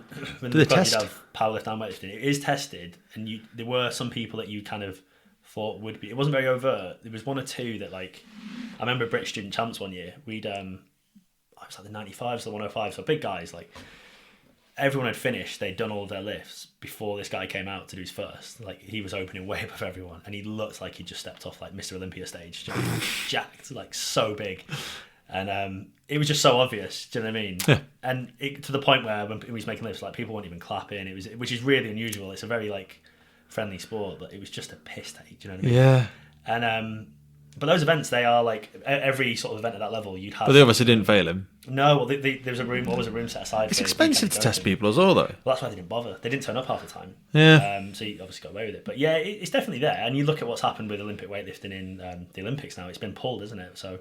Has it? Yeah, they've basically if it doesn't clean. Sorry, the act up, I didn't know that. Yeah. So in the next sort of couple of games now, if they don't clean the act up, it will be. Wow, I did not know that. Which is a massive shame. It's one of the oldest sports. It's a real shame. Yeah, but that's the way it's gone. It's kind of so common. Like every year, you look at like entire nations will get banned because they've all tested positive. And well, like performance enhancers by their very nature, obviously enhance your performance in lots of different sports, but.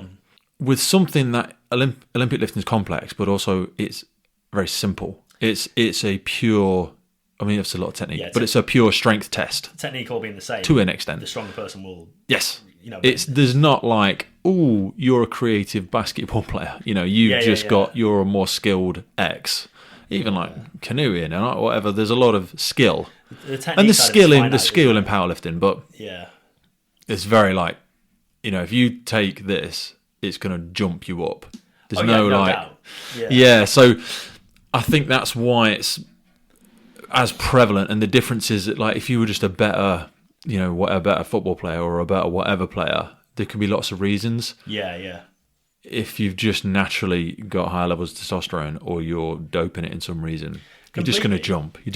Oh, completely. And that's where like it was always really interesting because I was like a bit later start at uni kind of thing. I was a mature student. I wasn't very mature, but I was a mature student. But so I wasn't like going out and all the booze and stuff as much. But a lot of the younger guys that were joining the team, maybe like 19, 20, 21, their like jumps in strength were colossal because they're just packed with testosterone and they've not really made those early gains yet. And it was just incredible to see like how quickly you can adapt. So if you then take the 30-year-old guy and then give him that level of testosterone through PEDs or whatever, then that's what happens, right? Yeah. You dump a load of testosterone and Boom. they get super strong.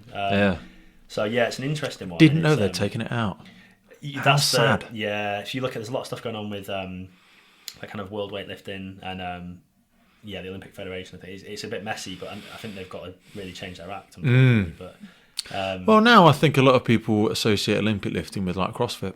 Yeah, they do, and it's kind of taken centre stage and a lot of stuff, isn't it? So I used to probably hate on CrossFit a little bit. I did when it first got. Yeah, because it's sometimes when it's not done well and it's not coached well, it is a bit ridiculous and it causes a lot of issues and injuries. God, yeah. And it's really cult-like in some places. Yep.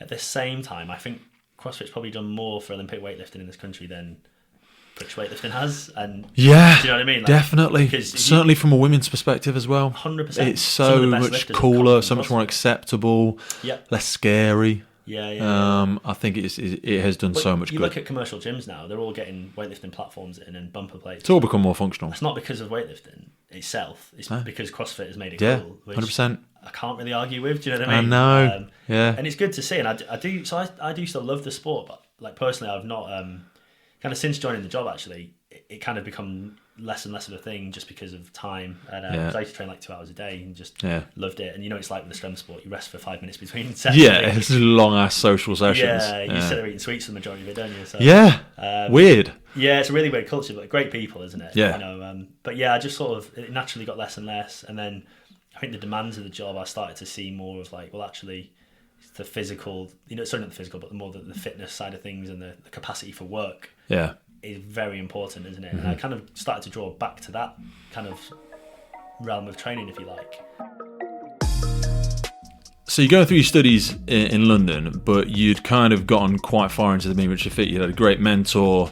Yeah. How far did you go down that route? Because you didn't want to do the PT stuff forever when you were back living in Manchester. Yeah. Had this reignited your love with it?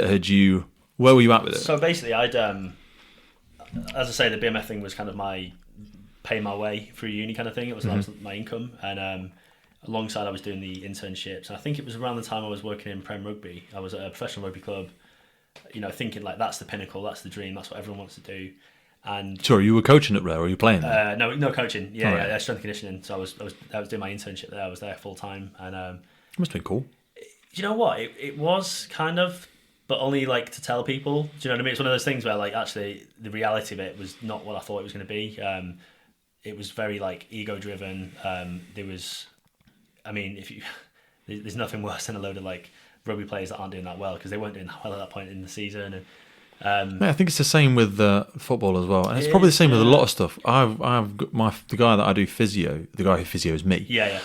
He does a lot at some football clubs around the area, sort of same level, and he really doesn't like it because they all just come in and bitch and moan. So he says, and I'm sure there's incredible people. I'm not slating people, but it can be quite demoralising. And like you said, that false summit of, you work at, this is the best of the best. You're working for a top level club. That was it, and it just wasn't. And it's one of those things where like I've come to sort of pin it down as a philosophy now, but I have like a no dickheads policy with who I work with, and I don't like. That's the All Blacks policy, isn't it? Yeah, it is. Yeah. And I love it. Which is ironic. We should have that in the fire service. We should. Yeah, I think we do, but we're scared to say it. No one wants to sort of name the elephant. Because actually, we have got some dickheads. Oh, and man. if you don't think there's a dickhead in your team, it's probably you. Yeah, it's worrying, isn't it? There's a dickhead in most. Maybe there's not a dickhead in every team, but some people there's like. But if you can't name one, then yeah, you've got a problem. Yeah. But that's the thing, yeah, and it's the ego, it's the dickhead sort of attitude of I'm blaming everyone else and everything else for stuff that's gone wrong, and it wasn't a great culture, and I just didn't. Don't get me wrong, I did enjoy it, and I liked doing, I liked working in the environment in terms of like practicing my my craft, and some of them were actually really sound, but yeah, it just made me realise like it's not for me this, and it's such an absolute like fight constantly to keep your job. Like at the end of the season, if they've not done well, people get sacked and they're just gone. You're working every weekend, you're working late every night, and there's a culture of... And also, is there maybe like, again, speaking to friends that I know that work in the industry, if a new manager comes in, they kind of like to bring their mates. There can be a regime change like that. Yeah, they're like, well, we've got an S&C dude actually, he's really good. Yeah. We want to keep him. I want my guy, or we do it this way now. And and it was that, and you're constantly competing against others because of the fear of getting laid off. Like everyone's like self-preservation mode, and you're just working in it's just a very toxic culture. And for me, I was like, that isn't what I want. And basically, alongside kind of backtracking a bit, but through the kind of years of my degree as well. At BMF, I was instructing, but I was also developing like training as well. So I was doing like regional training days. So every like month we'd all meet up and right, here's a load of new stuff that I've learned, and practice what you preach. And because you're like me, like you get really? more interested in the people than you do the things sometimes. Yeah. I own 2 gyms, but I was so much more interested in developing my coaches, the people themselves, and like the people, and when I had to run sessions, I would be a bit like, I'm not better than any of that, and I enjoyed it to an extent, but I'm like, I don't want to fucking count reps. I'm not, set up a circuit. If that's not I'm not better than it at all, and I almost envy people like Joe Wicks. I envy him to an extent because I'm like, I couldn't do it. He's found his thing. He's found his thing, and if he genuinely loves it, which he appears to. Yeah. Fair play to him. Absolutely great. So many people want to jump around the living room like a dickhead. Right, could you do it? I couldn't do it. I couldn't sustain that level of enthusiasm. Don't get me wrong. I don't agree with everything he does, but like, no. Am I jealous? Yeah, definitely. He's done really well. He's amazing. Like, fair play to him to keep leaning into that. Yeah. There's lots of stuff wrong, and I don't think he knows anything about nutrition or anything like that, No. but he's done really well. I think he's freaking amazing. I respect him as a business owner. I think he's amazing. Completely. And most people, including myself at times, probably don't like him because of how well he's done. But I couldn't do that in the same way that I couldn't post fitness stuff on Instagram every day. And I couldn't because... Yeah. I'm the same. It's one of my biggest drawbacks with the business. I think I'm just terrible at like content and self-promotion. It's not what I enjoy really. Like, no. Whereas like, the teaching side of it, I love that. And the... people learning things and you're learning things and everyone's kind of developing and that became more of the bit of it I was interested in. And it got to the point where I was on like a 0.5 salary then doing the education stuff. So I was teaching courses, then I started developing material and writing courses, and eventually got to the point with like, right, you need to make a decision. Do you want to do full-time sport or do you want to work in education? And what, 4B military fit or? Yeah. So I basically got I was offered a job at I won't name it. It was quite a big uni in the southwest, and it was a decent job. It was full-time S&C coach and part-time lecturing as well. And it At was university? Yeah. It was a good job. But That's weird. It is, yeah. But, do you not need an education qualification? I got one, so I did that through basically it's called Petals. Petals, you've probably done it, haven't you? So Petals, so that was kind of sufficient at that point, and it was we'll do more. It's something education. It's level 3 adult learning, isn't it? Level 3 certificate in training education now. Yeah. So yeah, I'd done that, and it just for some reason I just went with the BMF side of it. At that point in time, I was like, this is more I'm going to do. It was more of a pure teaching rather than coaching as well. Mm-hmm. And it got to the point where like I was doing full time. Yeah, I was teaching courses. I was writing courses. I was. So you'd finished your degree then? I finished my degree then. Yeah. It was about 500 instructors we had on the books. I was responsible for all of their CPD. Wow. Putting together, yearly, that's a lot of week-long courses. It's a lot of people, but at the same time, like they're such a good bunch to work with. Like probably some. Do you have to have a military background to be in BMF? You did. I don't know if you do now. I think things have changed a bit. It makes it a smaller pool. It does make it a smaller pool, but it keeps it authentic. Yeah. I mean, at that point in time, it held the business together because like people like ex-squaddies and stuff will go out their way to get stuff done, and they'll work hard without question. And mate, that's why you see perfect. Those sort of graduate style programs in like Tesco's have got them, and big companies specifically tailor management programs for people post-military, because it echoes back to the beginning of our conversation where this person has got a type of mindset. They've had something ingrained in them where they will just get shit done. They'll get the job done and they won't complain about it till afterwards, maybe. But but even in their complaining, they'll turn up in the rain. They don't mind getting up stupid early. They'll moan and bitch about it, but they genuinely get it done. They'll get it done. Some people will bitch and moan about it because they're just soft and they won't actually get the job done. Whereas military style people, and I think that's why you see so many post-military gravitate to the fire service, because it's kind of that. Oh, definitely. And knowing what I know now, I think it's almost a crying shame that we don't target recruitment there more, if that makes sense, because the caliber of people and the enthusiasm and the professionalism you're going to get, it's fantastic and so well suited to the job.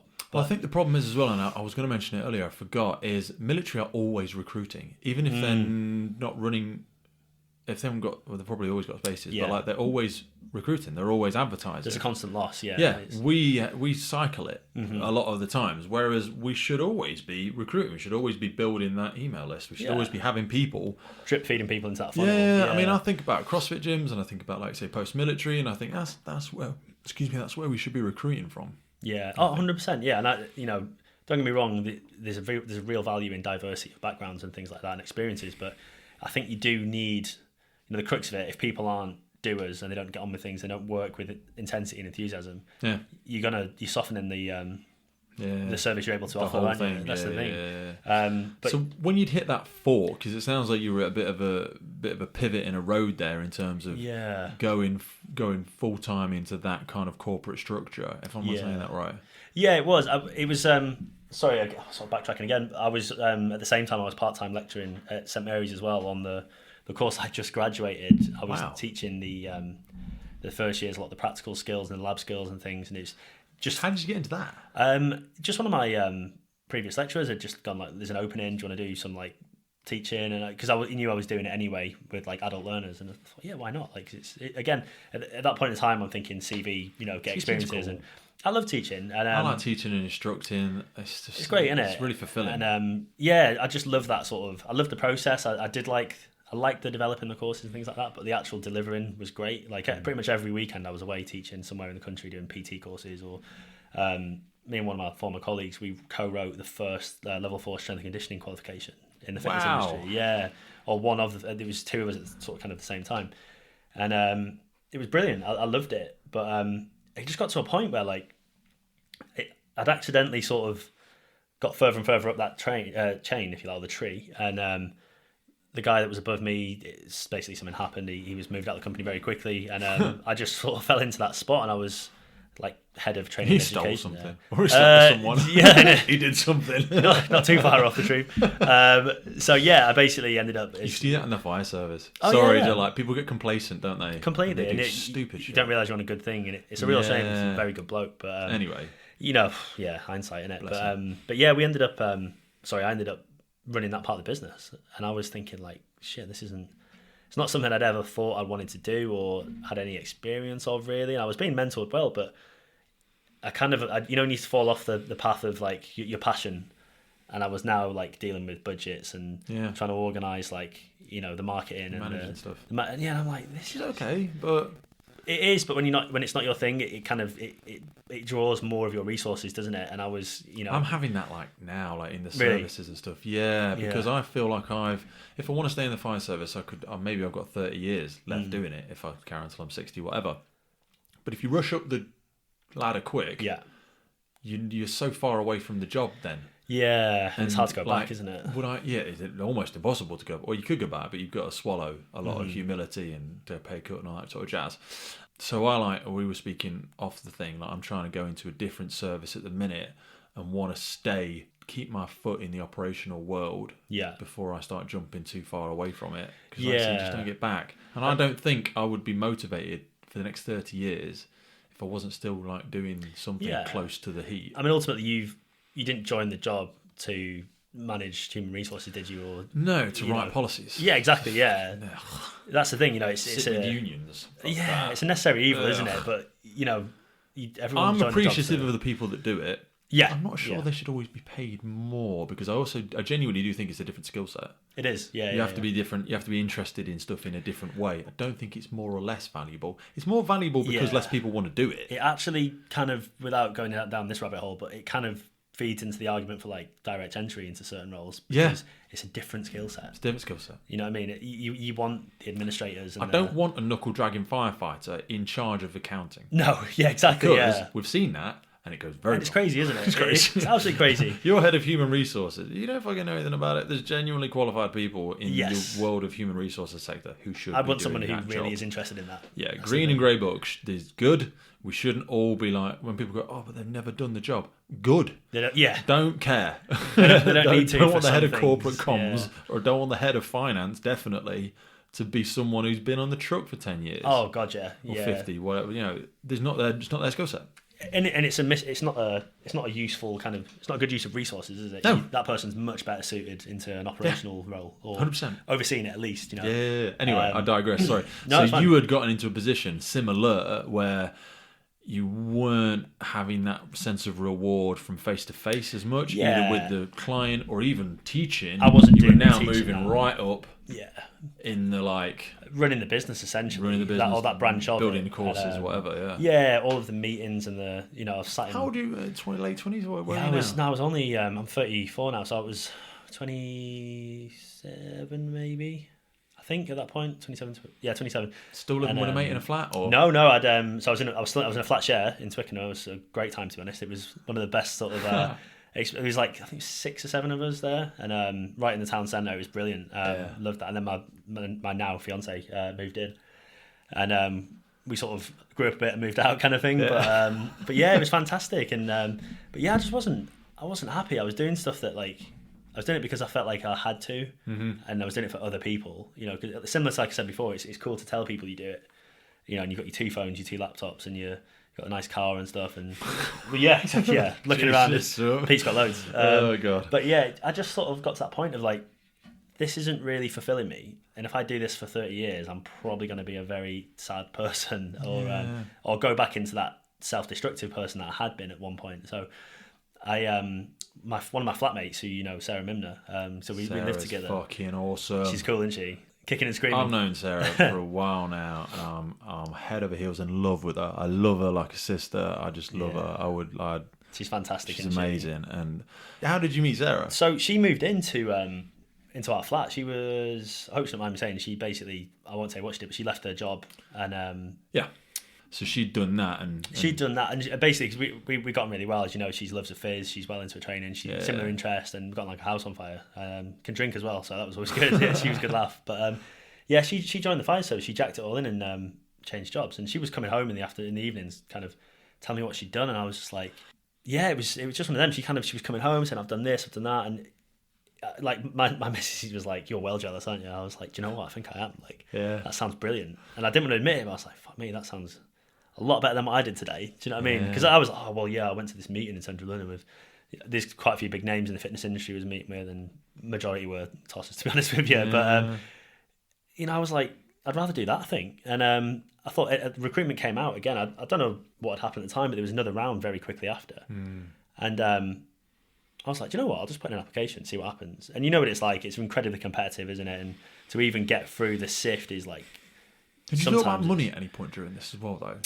You probably, without getting too personal about your own stuff, I had to take a pay cut when I changed. Oh yeah, I take quite a big pay cut to be honest. Yeah, and that's sometimes a decision people aren't willing to take. They think they can't take. You've painted yourself into a financial corner sometimes. I think it depends on. We briefly talked before, didn't we? Kind of off pod about like motivation, Maslow's hierarchy, and things like that. Yeah. I think some of that is also comes down to your personal motivation. So like my old man, for example, to come back to it, he's always been like very money driven, and if I say, oh, I've got a new job, he's like, how much, what are they paying you, that kind of thing, what's the progressions, and matters me, money is an enabler. Money makes the world happen sometimes. I mean, more now than ever, isn't it? But for me, I've just never really, it's always been job satisfaction first, and I've always been very painfully aware of like, you're going to do this for a long time, so find something that you really enjoy. And I've jumped through different things, and as I've earned more money in each thing, I tend to have enjoyed it less. Same, yeah, 100%. You know what I mean? It's a bit like the money drags me further away from the bit I love, and then I go, oh, fuck it. It's almost like they pay you more because it's less fun, or I right? close it down. It doesn't happen all the time. Maybe. Oh, completely, yeah. It's similar. I've had the thought myself recently with the whole like promotion thing and stuff. Like very painfully aware that like if you keep going early, you're going to have a long time doing stuff that you probably don't enjoy that much. But yeah, I just sort of I thought, nothing to lose by putting in an application form, is there? So I did that, and they came back to me and they're like, right, do these online tests. I was like, well, without sounding arrogant, apologies to anyone that just thinks it is. I just jumped on it, did it quickly, boxed it off, and next minute, right, you've passed. Yeah. I was like, fucking hell, that's pretty good. So then it was going to do them in person, and at each stage I was like, I need to put a little bit more effort into this now, because actually this is potentially quite a good thing. And got through to the end, and one day the job offer turned up in the post, and I had to have a think about it. I spoke to my missus at the time, and I spoke to some of my really close friends, one of which I'd met PT, actually, was a really good mate of mine, and every one of them was like, the answer, like, I'm not going to tell you, but it's blatantly clear what you want to do. And I thought, you know what, fuck it, let's go for it. So I put my notice in, and then 6 weeks later, that was me starting training, and wow. I loved it. Just every second, there was something in it that it kind of satisfied the itch from the military thing that never kind of got there, and then but it kind of enough of a balance of like, you can still have a home life, and my other career. Alongside this, I was still building up my own coaching portfolio as well, which obviously we talked about at some point. Kind of my own business with that, and I just loved it. It was just learning something new again, the hands-on skill, and doing something like genuinely fulfilling. Like, the whole like PT and like teaching thing is, it's so easy to go, oh, I'm really helping people and I'm making a difference. Yes, to an extent, for maybe like 1 in 10 people. Yeah. Whereas like, it can be a flash in the pan for a lot of people. It's a pipe dream, isn't it? Meet them again in like 6 years or even 2 years, and they've spiraled back to where they were before, or they've not made the progress, and that can be really demoralising. Even with the teaching side of it, I've taught hundreds of people like PT course and stuff, but I can only think of maybe like 5 or 6 that are like crushing it still. Do you know what I mean? But so proud of that as well. Mm-hmm. But it is a minority, isn't it? Similar to people getting fit and getting in shape. It's a big drop off. Whereas at least with this job, like pretty much everything you do it makes a real difference to people, doesn't it? It does. Makes a very tangible difference. Yeah, you have the opportunity to intervene in such a way that it can make such a difference to someone's life. Yeah. And you almost you're injected directly into the very core of a tragedy. Yeah. Or in someone's life, in some capacity, they are having the fucking worst day of their life, or something that they've just lost their business, they've lost their home, they've lost their life. It's a flooding, it's a whatever. Yeah. And you were injected right into the nucleus of that moment. Yeah. And then you extract yourself completely back out of it. Yeah. But you make a massive difference. And you can walk home and you can be like, wow, in a weird way, I made a massive difference there. Yeah, it's crazy. I think you sort of, it's very, and this is what I've had this conversation quite a lot with people that are maybe, had more time before the job, similar to myself. And I just think it's so easy to not realise how good it is. Yeah. And like, don't get me wrong, the pay shit.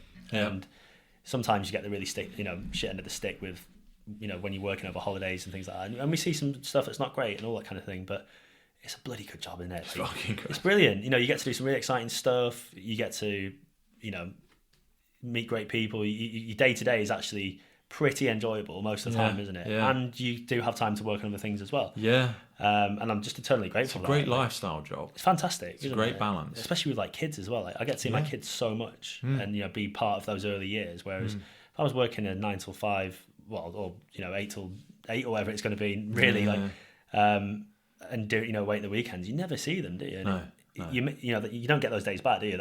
Once that's gone, it's gone. Ever. And I'm super grateful I found it, and it just really, it came along at the right time, out of nowhere, and I never expected it either. I've kind of, you put yourself into this box, don't you? And you know, you do all these qualifications and you get this experience, and you think, well, I have to do that now to justify. You get that investment bias. Yeah, you know, I put so much completely into this. You know, I can't walk away from it. You feel like obligated to continue down that path because you've invested so much into it. But that's again why I just talk about those chapters of life analogy, because you fill up your plate so much with everything. You've got to get rid of something to be able to move forward. You've got to let go of something to grab onto something else. And that's the hardest thing, isn't it? I think that's the scariest kind of decision in life, is to let go of one thing to hopefully get another, you know. But it's a crying shame if you don't, isn't it? If you've got a dream and you've got something you really want to do, you've got to chase it, haven't you?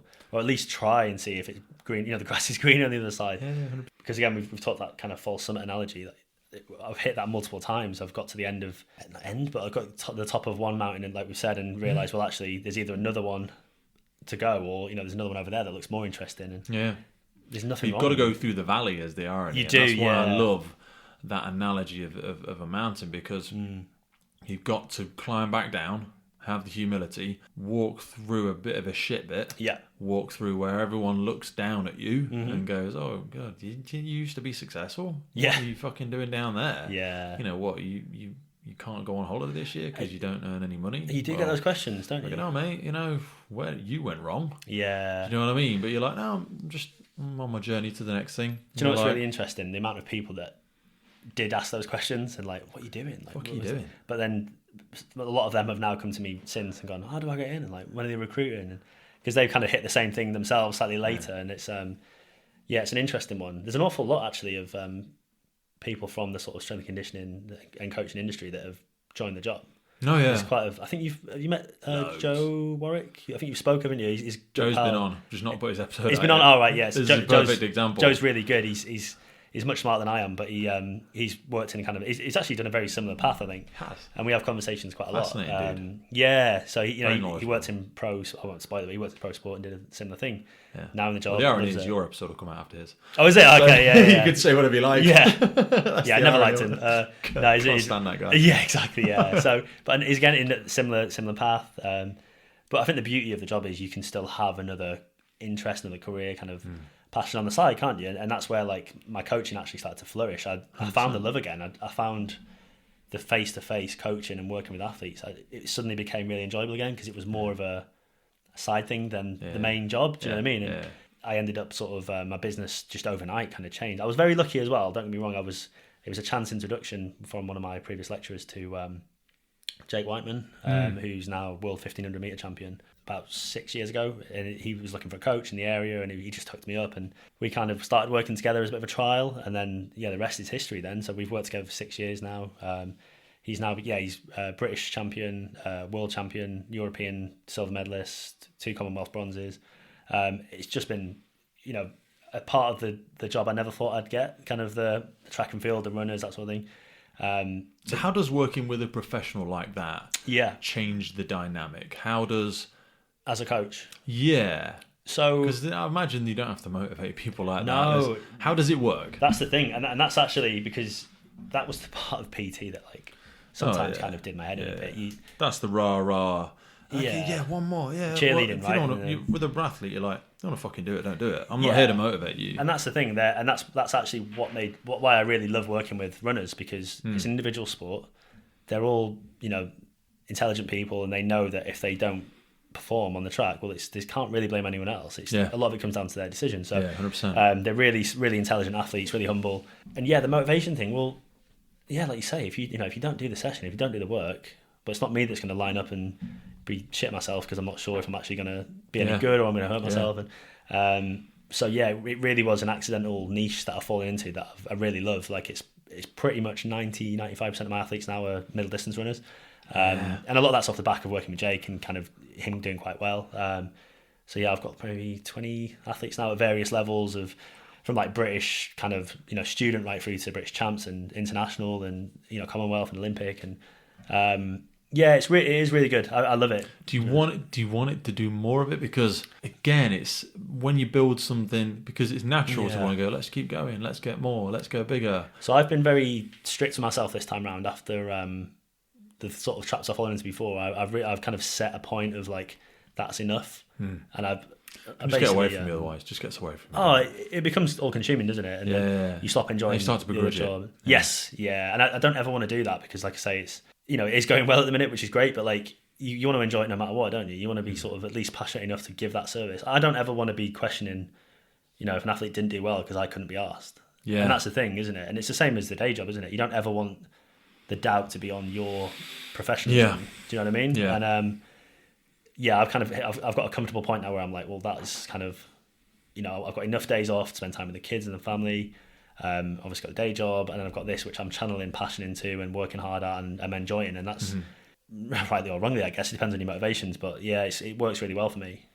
So when you came into the fire service, then you passed all of your initial training and sort of stuff like that.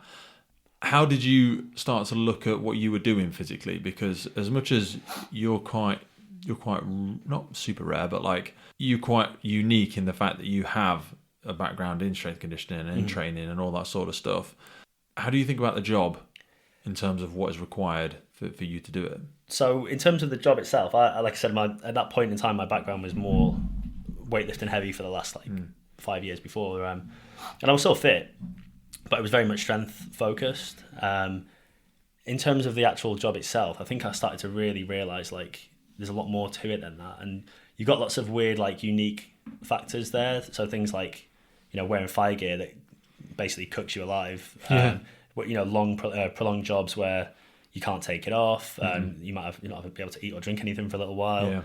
And it's about balancing your output, isn't it? So you don't heat exhaustion or collapse or become useless. And so it kind of lends itself more to like, I think personally more like endurance sports. Obviously there's an element of strength there, but it's about learning how to balance that. And to do that, I think there's a huge need for a very strong aerobic base, because that ultimately underpins your capacity to do work, whether it's heavy or not.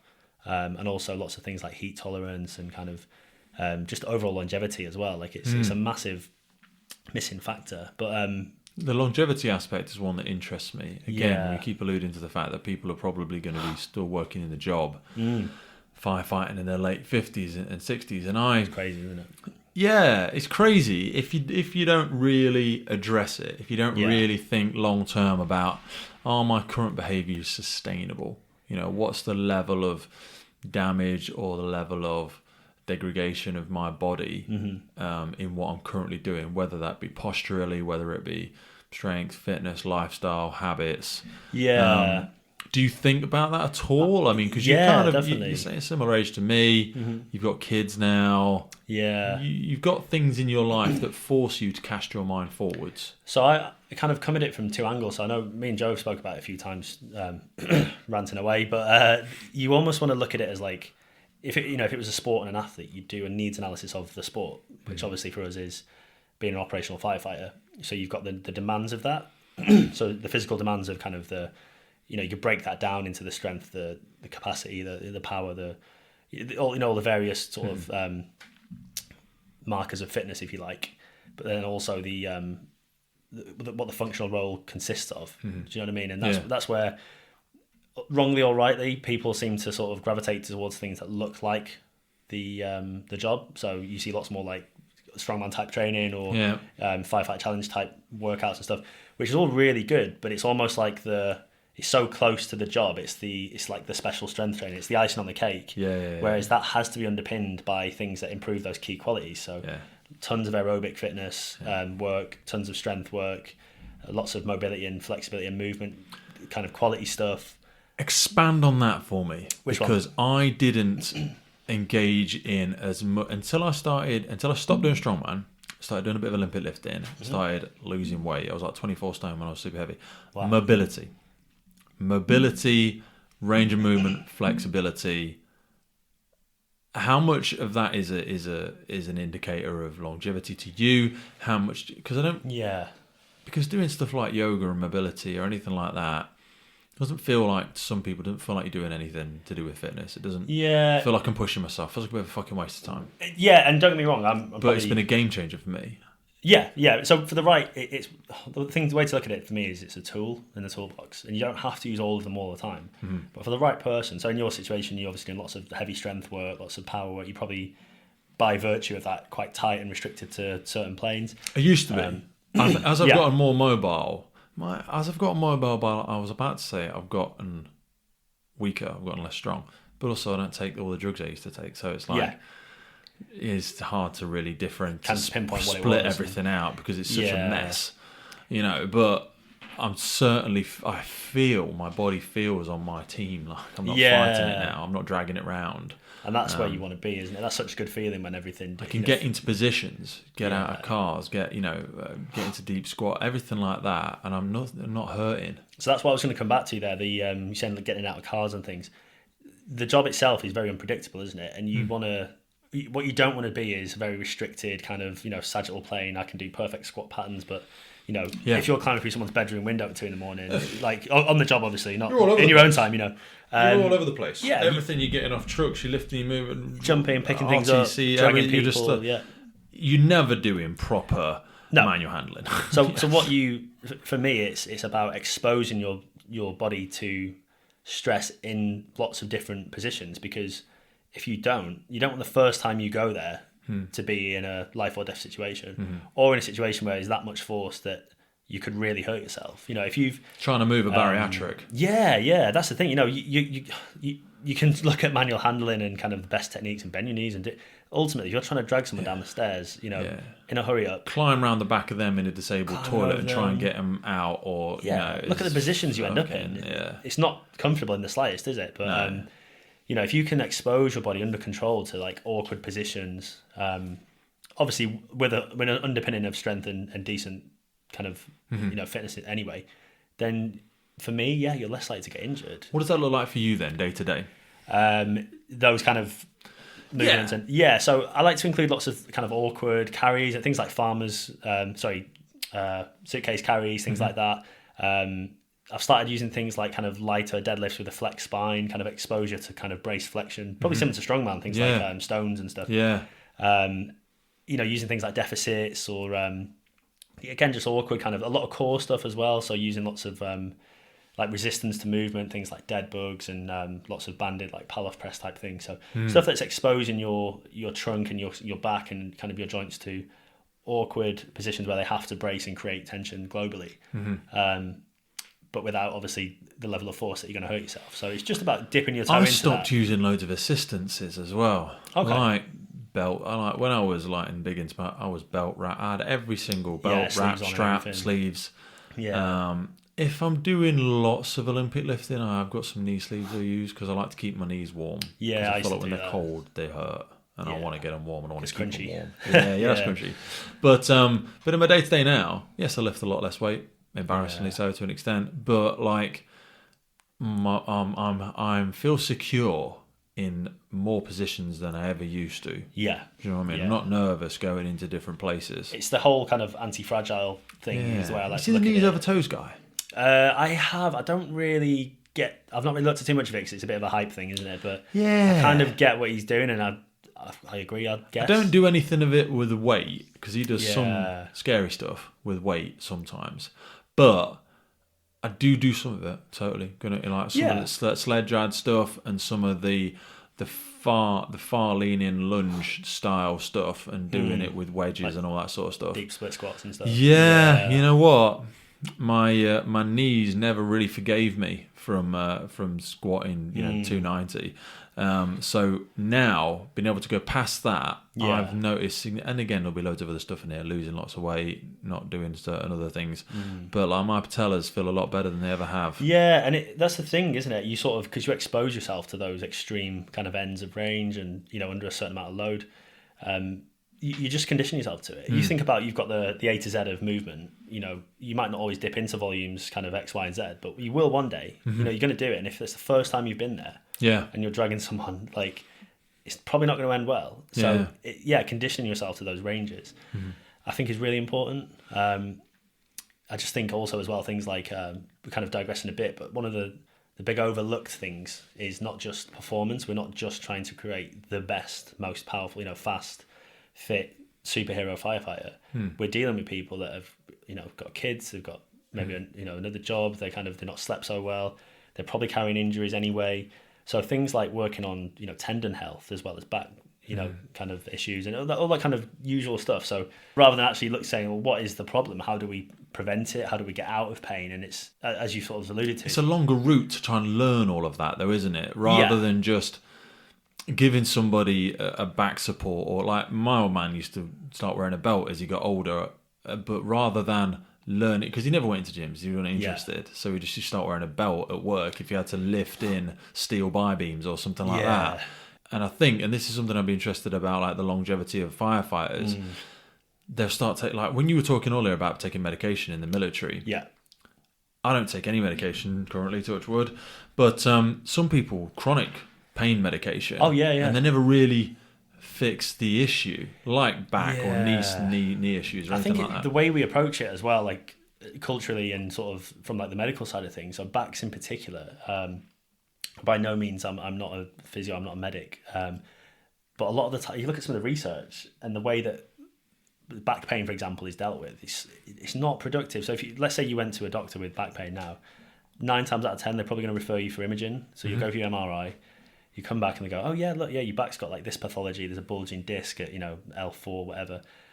The problem there is the correlation between pain and abnormalities on imaging with backs, it's not very good. Like it doesn't you could scan, I've not got any back pain right now, but you could scan me and find something. I probably will have pain afterwards, or vice versa, you could have pain and there's nothing there.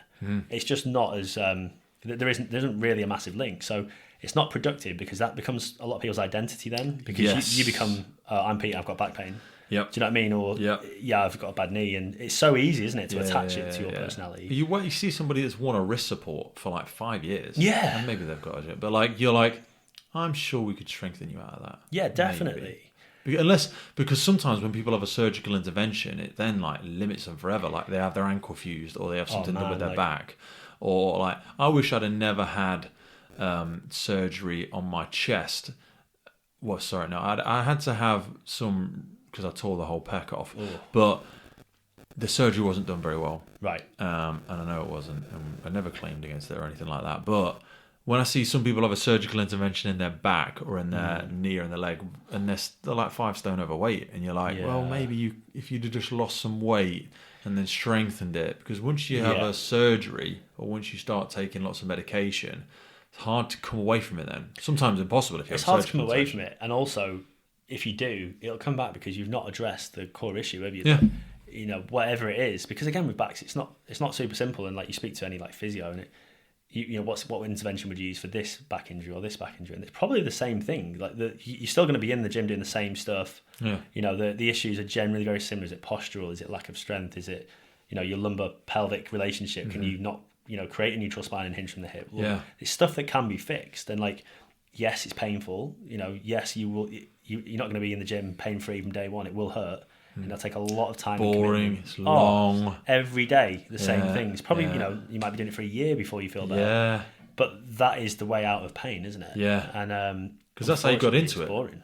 Yeah, progressively. Exactly. Yeah, it is. But what you were doing, got here over 6 years. Yeah. Completely. Now you want to fix it like that, when you can be a long travel out of this. And that's the trouble, isn't it? The magic pill is so much more tempting, isn't it? Yeah. If you do one thing, you go for one surgery and you're told that will make it better. Well, you probably will take it, won't you? But it's a crying shame. I think we just need to invest more in that. Things like the Firefighters charity is fantastic, that you can go away and do rehab and they will take care of you. But I almost feel like that should start way before. I think we need to put more into, yes, giving you time to train on fire stations is fantastic, but there needs to be structure there as well. So whether that's having coaches or producing more kind of guidance with programming and things centrally, I don't know. But do you think people would want to do it? I think there's a real, and you've probably seen this as well in the fitness industry, I don't think it's isolated to the fire service. I think it's everywhere.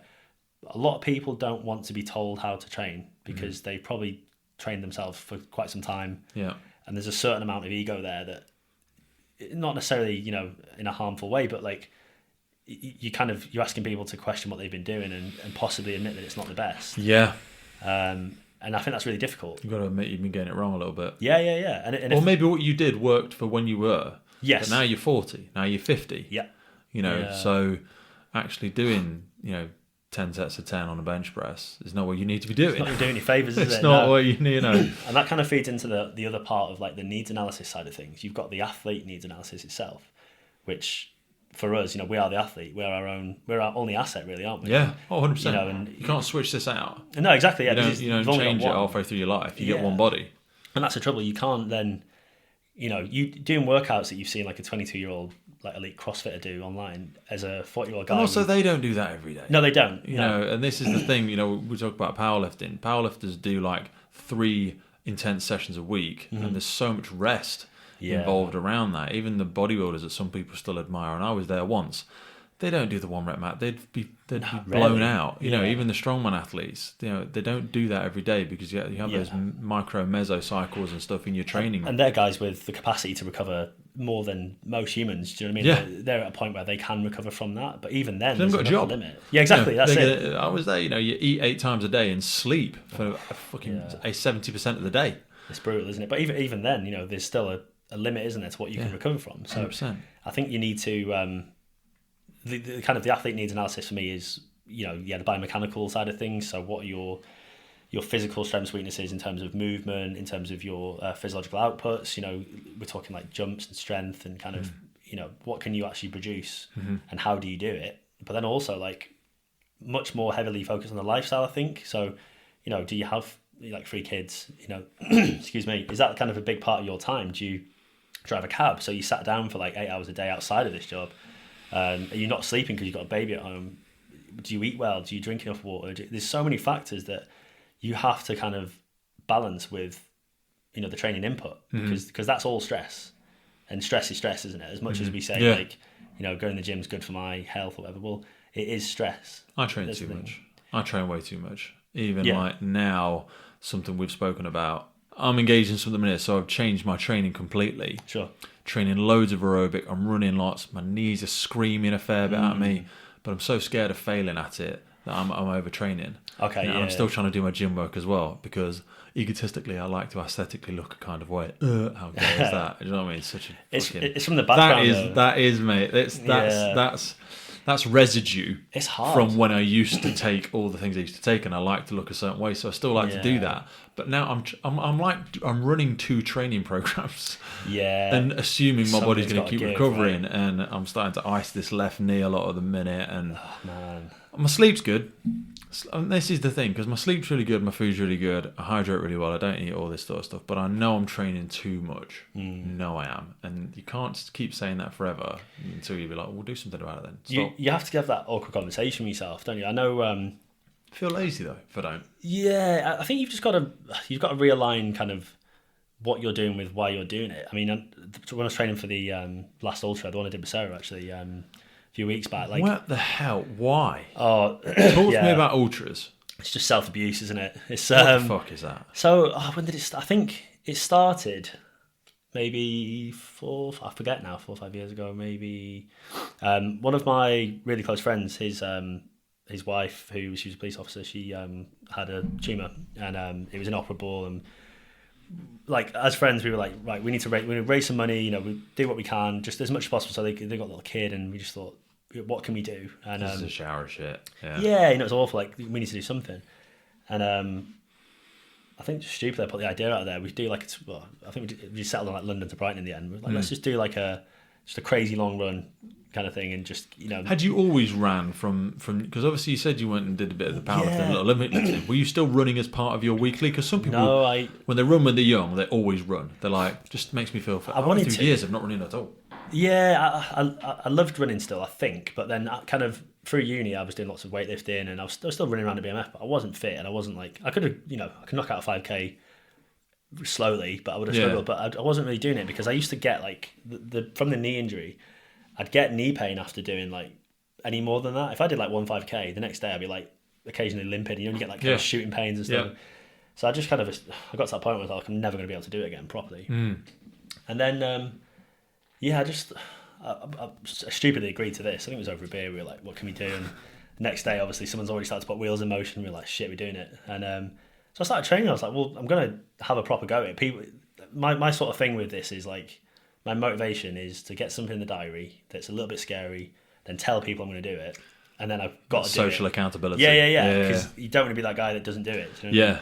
So, I started training and I'm like, fuck, man, my knees were like not enjoying it. Like they were really hurting. But I hit a point, I think, I don't know the exact number, but when I'm getting over like 15 miles a week or something, they actually feel all right. Really? It gets almost like a protective dose. Yeah, I think the tendons kind of, obviously tendons respond well to loading. They hate being offloaded and they'll get aggy. So there's a certain amount of running that I do. And I don't know the sweet spot. I don't really want to drop below it again. But once I hit it, they feel okay. Touch wood. Touch wood. So, I started training and then I started to enjoy it again. And I just thought, you know what, it started to become a bit more of an addiction. And I was like, I wonder how far I can keep pushing this. And not in a crazy way. No, I'm not going to win anything. But so we ended up doing that. Did London to Brighton and it was, how far was that? Money, 62 miles. So that one was... It was over 20 hours, that one. One of the lads basically... running for 20 hours? Well, we were running for a lot of it, and then one of the guys rolled his ankle, and we had to like walk probably the last 20. It turned out he'd actually fractured it. We found out later. Did he keep going? Yeah, he cracked on. We taped him up and he carried on. Wow. Yeah, it was impressive. It was, again, another ex-military sort of wanted to finish it. So, it sparked something though, and afterwards I sort of thought, well, I wonder what I can do on my own. It was a fantastic bunch of lads I did it with, and I just thought, wonder if I can do that. I always train by myself now. I can't be asked. Organising stuff with other people is so hard. And that's where I've ended up now. It's probably too much, really. But I thought, you know what, I'm going to enter something else. I went for the Jurassic Coast Ultra. So I don't know if you've been down there, but it's huge cliffs the whole way. I wish I'd gone before I'd entered it. But it was a hell of a challenge. So I did that last year or the year before, maybe. 62 miles again in 18 hours. Mega hilly, but I loved it. It was just How do you train for that? Because it can't just be as obvious as maybe it is. I don't know. How do you train for that? How do you eat and nutrition for it? Because I've never really gone far into it. As much as I've read the Goggins rubbish and I've spoke to a few people, how do you do it? So I'm quite minimalist with it compared to a lot of people. Just because, again, I'm painfully aware I've only got so much time and resources to train and then recover and still do my job and everything. So I don't think I ever really went over 18 to 20 miles in a run. That was like the longest. Still takes ages. That's the thing, and it's so long. I just, I haven't got time to go out and do like 2 marathons in a day. We've just released an episode with couples on the front line, Jess and Jamie. Okay. Jamie's a police officer, Jess is a firefighter. Jamie does ultras, and I genuinely think it's over 200k or something. Oh, Jesus. And he says, I loved it. I've got to do the training runs and stuff like that. And he does like 120 miles a week. Yeah, and that's takes hours. That's a full-time commitment. He's got 2 kids as well, and I'm like, jeez, man. And he's very honest. He's like, I hate how selfish it is sometimes, but it just takes so long. And that's the difference with. I imagine he's a lot more competitive at it, and than I am. That's the thing. I'm there as filling up space, really, but that's a lot of volume. And he doesn't listen to music. Oof. See, I listen but to you're not podcasts allowed to when you run, are you? When you compete, someone said to me, you're not allowed certain to. races. So that one, it's dangerous if you're like if a car hits you or you're not very aware because you're off in your own little world. But I think sometimes if I didn't have something to listen to, I only run like 6 miles, and it hurts me to run. I'm still like 18 stone or whatever, and I'm like, it's nice to have a distraction, isn't it? I need it, because my internal mind. Like, I don't know if it's an addict or maybe everybody goes to this. Maybe I'm just being a bitch. I don't know, but I'm like, no, I think it's. I get so bored. My mind's just like, let's just go and do something else. Yeah, it can't kind of stop now. It comes down to that. Have you heard of central governor theory?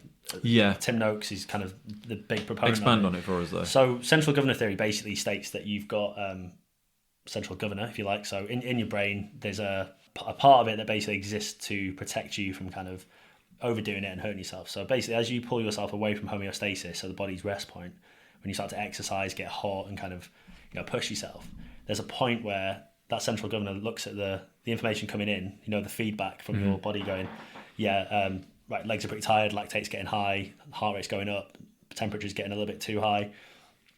The idea is then that the central governor basically puts the handbrake on a little bit and goes, well, in that case, we'll slow down, we'll stop working so hard. And I forget which one came first, but do you know where the origin of the term came from?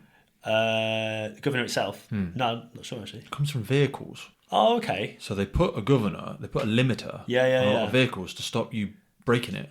Oh, okay. That kind of makes a good analogy then, doesn't Basically, it throttles back, otherwise the engine will explode. Stops you blowing if it keeps going hotter and keeps going everything like that. That's why they put limiters on a lot of vehicles. How much fuel gets included in stuff. It's a self-preservation Stops you revving aspect. it to death Stops you revving the vehicle to death. It switches itself off, and you're absolutely right. Yeah, in terms of pain tolerance, that's why we black out, isn't it? Because your mind just goes, "It's too much. Just switch off, and reset." And that's the thing. I think it. I wasn't so sure of it when I first heard about it, but the more and more I do it, the more it kind of, especially when you look at like ultra and kind of like endurance sports, I think it really resonates actually. And I fully believe that there is something in that, because you do feel it when you push yourself to that point of, you're like 15 hours into a run or something, and you go to a dark place, like especially if you're not fueling quite right, and you have to like. There's so much more about the mental kind of grit and the sort of the reason for doing it than the physical. Like training's training. You can be the fittest person in the world, but if you're not mentally strapped in to sit there for 20 hours and just keep going, it's no good. You know what I mean? I think I've got that's why I want to keep losing weight, because I think I'll enjoy that again. Yeah. Because I used to do it with the strength stuff. The problem with the strength stuff is, like, you push through barriers that you then think is just the governor going, "Oh no, I'm moaning, stop," and you can actually push through it. Yeah. Problem is when you do it in strength disciplines, you snap stuff. Yes. Yeah. It's much more acute. So I think like there's more of a cushion that, like, if you keep going with a run, and I don't know, so please correct me because I've never done any of this. Yeah. There's you can keep going and nothing explodes, sort of, maybe. And nothing says, "Oh, you had to have stopped 10 minutes ago." Whereas if like you go for one more rep on the squat, and I've done it, I've popped things, I've had varicose vein surgery on both my legs, and I've blown out, and I've prolapsed disc in my back. It's very instantaneous. The regret is immediate, because you're like, "Oh no, I should have stopped then." Yeah, of course. Yeah. And you can fudge when you start taking lots of substances. You blur your reality of what is capable, because you think you're just invincible. Yeah. Whereas if you keep pushing through stuff on a run, but when does it become destructive? Because you said you go to a dark place. Are you just because then we're back in the Goggins world of we just destroying your knees. So there is there are like physiological like prices. Obviously, if you get to that point of pushing too far, you can this obviously you can get too hot. You can go into kind of heat exhaustion, that kind of thing. That can also lead to things like gut permeability kind of gets more and more as you keep going. So toxins can start to leak into your gut, and you can get poorly that way. You can just reach that point of kind of total exhaustion just from even to what's it called, rhabdomyolysis, things like that. Again, a lot of it comes down to like fuel. Well, he had that in his book. David Goggins. Yeah, he speaks about that when he was doing the pull-up challenge. His forearms, and they had a nurse come and try to inject him and massage him. He's like, "I think you're going into rhabdo. Yeah, your body, you can die from this very quickly." Yeah. And I think this, when we go back to military, a lot of people have some long-term debilitating issues after going through certain training resolutions, because they rely so much on the mindset. They weren't physically prepared for it. They push through things maybe they shouldn't have done. They get adrenal fatigue, and the body just starts to shut down. Yeah, your body, like you say, there's only so much resources that it's got to recover, isn't it? And you look at that old sort of, do you remember the whole like gas principle, the general adaptation syndrome? So for those that don't know, it's just a kind of graph that shows, as you train, you stress, you go below homeostasis, and then as you recover, it comes back up, and you're even higher than before, you're fitter, and you get that kind of zigzagging, as you go up. But if you're overdoing it and undercutting the recovery, then that same thing happens in reverse, doesn't it? Mm-hmm. You get less and less fit, and then you start to go into closer to overtraining syndrome, which is another, especially with endurance athletes. That's kind of proper overtraining syndrome is horrific. It's like having chronic fatigue, and it can you're talking years rather than months to get better. Really? Yeah, it's not good at all. So it's a real balance. I mean, don't get me wrong, the stuff I'm doing is nowhere near that. I'm kind of, I don't know. Is it? I'm still, no. Is there not people that already live in that think they can keep going though? Oh, 100%. Yeah. Especially, I think it's more. You probably see it more nowadays in like triathlon and kind of Ironman and stuff, because it's become quite a cool thing to do. And the amount of training there, it's 3 disciplines, isn't it? And you're training your nuts off for it. Yeah. You know, a lot of these people work in the city or they've got day jobs, and that's a huge amount of stress, isn't it? I can't even CrossFit imagine. probably does a bit of it as well. Though, Yeah. Some of their stuff's becoming so ridiculous. Yeah, They've it's got always to got be to push the envelope, isn't it? Expert in gymnastics. They've got to be an expert Olympic lifter, and then sometimes they're throwing in these colossal swims now. Yeah. They had a marathon in one of the years. Did they? Yeah, Jesus. and you're just like, yeah. some of their training blocks are massive. And it's a funny one, isn't it? Because I do like the idea of because all they're doing really is concurrent training, isn't it? It's being good at kind of everything, and which is fantastic. But yeah, the only way to keep it sexy is to keep pushing it, isn't it? I suppose. Yeah. It's interesting to see where it'll end up. Ross Edgley's stuff's quite interesting with some of that. Yeah, he's kind of pushing it, isn't he? The swim was unbelievable. Swim was colossal. Yeah, and he tries to demonstrate that you can still be strong, and there's lots of great books that go into that. You can still be that tactical athlete that can, deadlift, 200 kilos and still run a marathon. Oh yeah, definitely. Sounds very romantic. It's bloody hard though.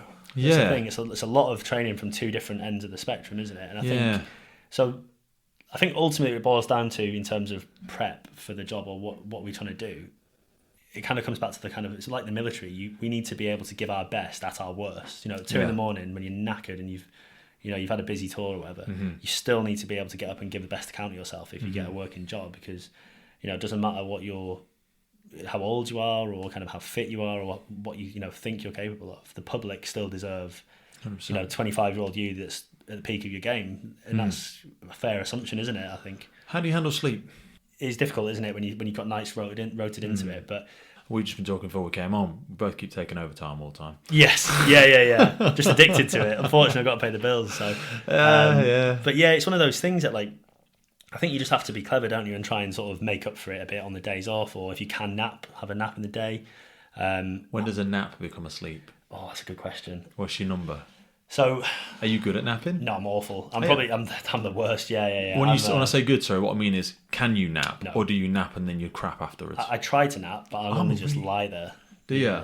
Okay. I'm just like that for 30 minutes, and I'm a great napper. Such a good skill. Yeah, is it though? Because when you talk about sleep cycles, because this is where is asked, when does sleep become because when do you as a person, get into the REM? When do you hit that cycle? Because if you if you nap for too long, your body drops into that, and it takes you longer to lift it out of it. There is data on it. It does kind of come down to like sleep cycles and REM cycles and things. If you've got time, like no time, 20 minutes is great, or 10-20 minutes, just shut your eyes, and like for me personally, I won't get to sleep in that time. I know that, but no.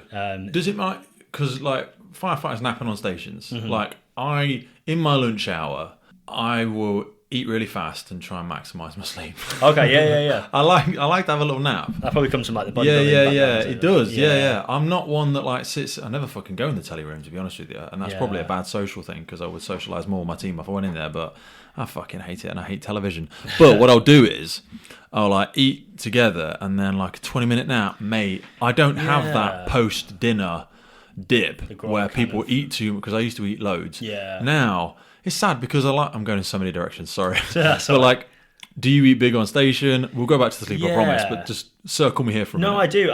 So to be honest, I used to be a really fast eater. It was one of those things that like I think you just learn to sort of work in environments where you have to wolf it down. And you're a fucking PT, mate. That's the thing. You got to get it in and then you back out again. So I have tried to like do the whole mindful thing a bit more and slow down.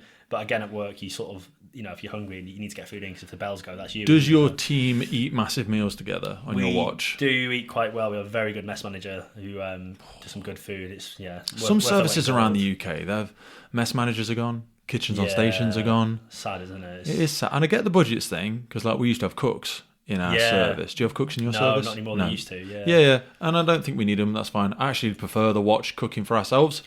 But what I don't want to get to is the lunchbox watches, where everyone eats by themselves, and I'm like, I think it's such a like my last watch manager, he had a really kind of, it was not strict, but he had a real thing about like, especially first day, we'd have like tea and toast, sit around the table. In the morning. Yeah, everyone airs their their laundry and sort of gets it off anything that's on your mind, get it off your chest. And it serves a purpose, doesn't it? It's not just eating. You're there to socialise, kind of, people get to, what it's like. Let's touch base personally before we do the professional. Get it all out the way. How was days off? What did we all get up to? What was the crack?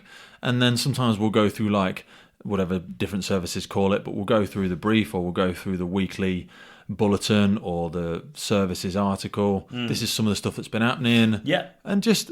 because to me, ignore that last bit, but like to me, it shows that you care more about the person rather than just coming straight in and going, right, we're going out on some risk inspections or fucking whatever. It's like, how is everybody? What's going on? Like, how's everyone's weekend or off, whatever. So you were saying they did that. That was a good thing.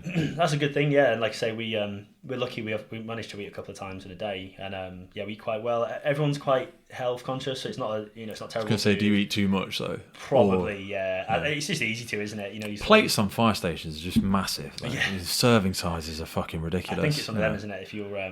If you're training and stuff, it's fine, but if you don't, I can see how people get out of shape so easy. Yeah, We eat like we're on it all day, and sometimes we are on it all day, and you want to have a big bit of it, but if you're smashing calories and you're doing fuck all the rest of the day. But I can see how that, like, again, I do get I get a little bit sleepy after food. Yeah. I mean, I do, whether it's good or bad thing, but I'm just not great at napping. I've got like 2 kids now, and I've tried, and I'd still do. If I'm knackered, I will. If there's 20 minutes, I'll try and shut my eyes. But you just have a busy brain and just kind of end up lying. Yeah. I still feel better for it, and I think that's like the bottom end of it. But I think if you go beyond, so like in terms of my golden rules for it, it'd be 20 minutes, and then if you get to like half an hour, 40.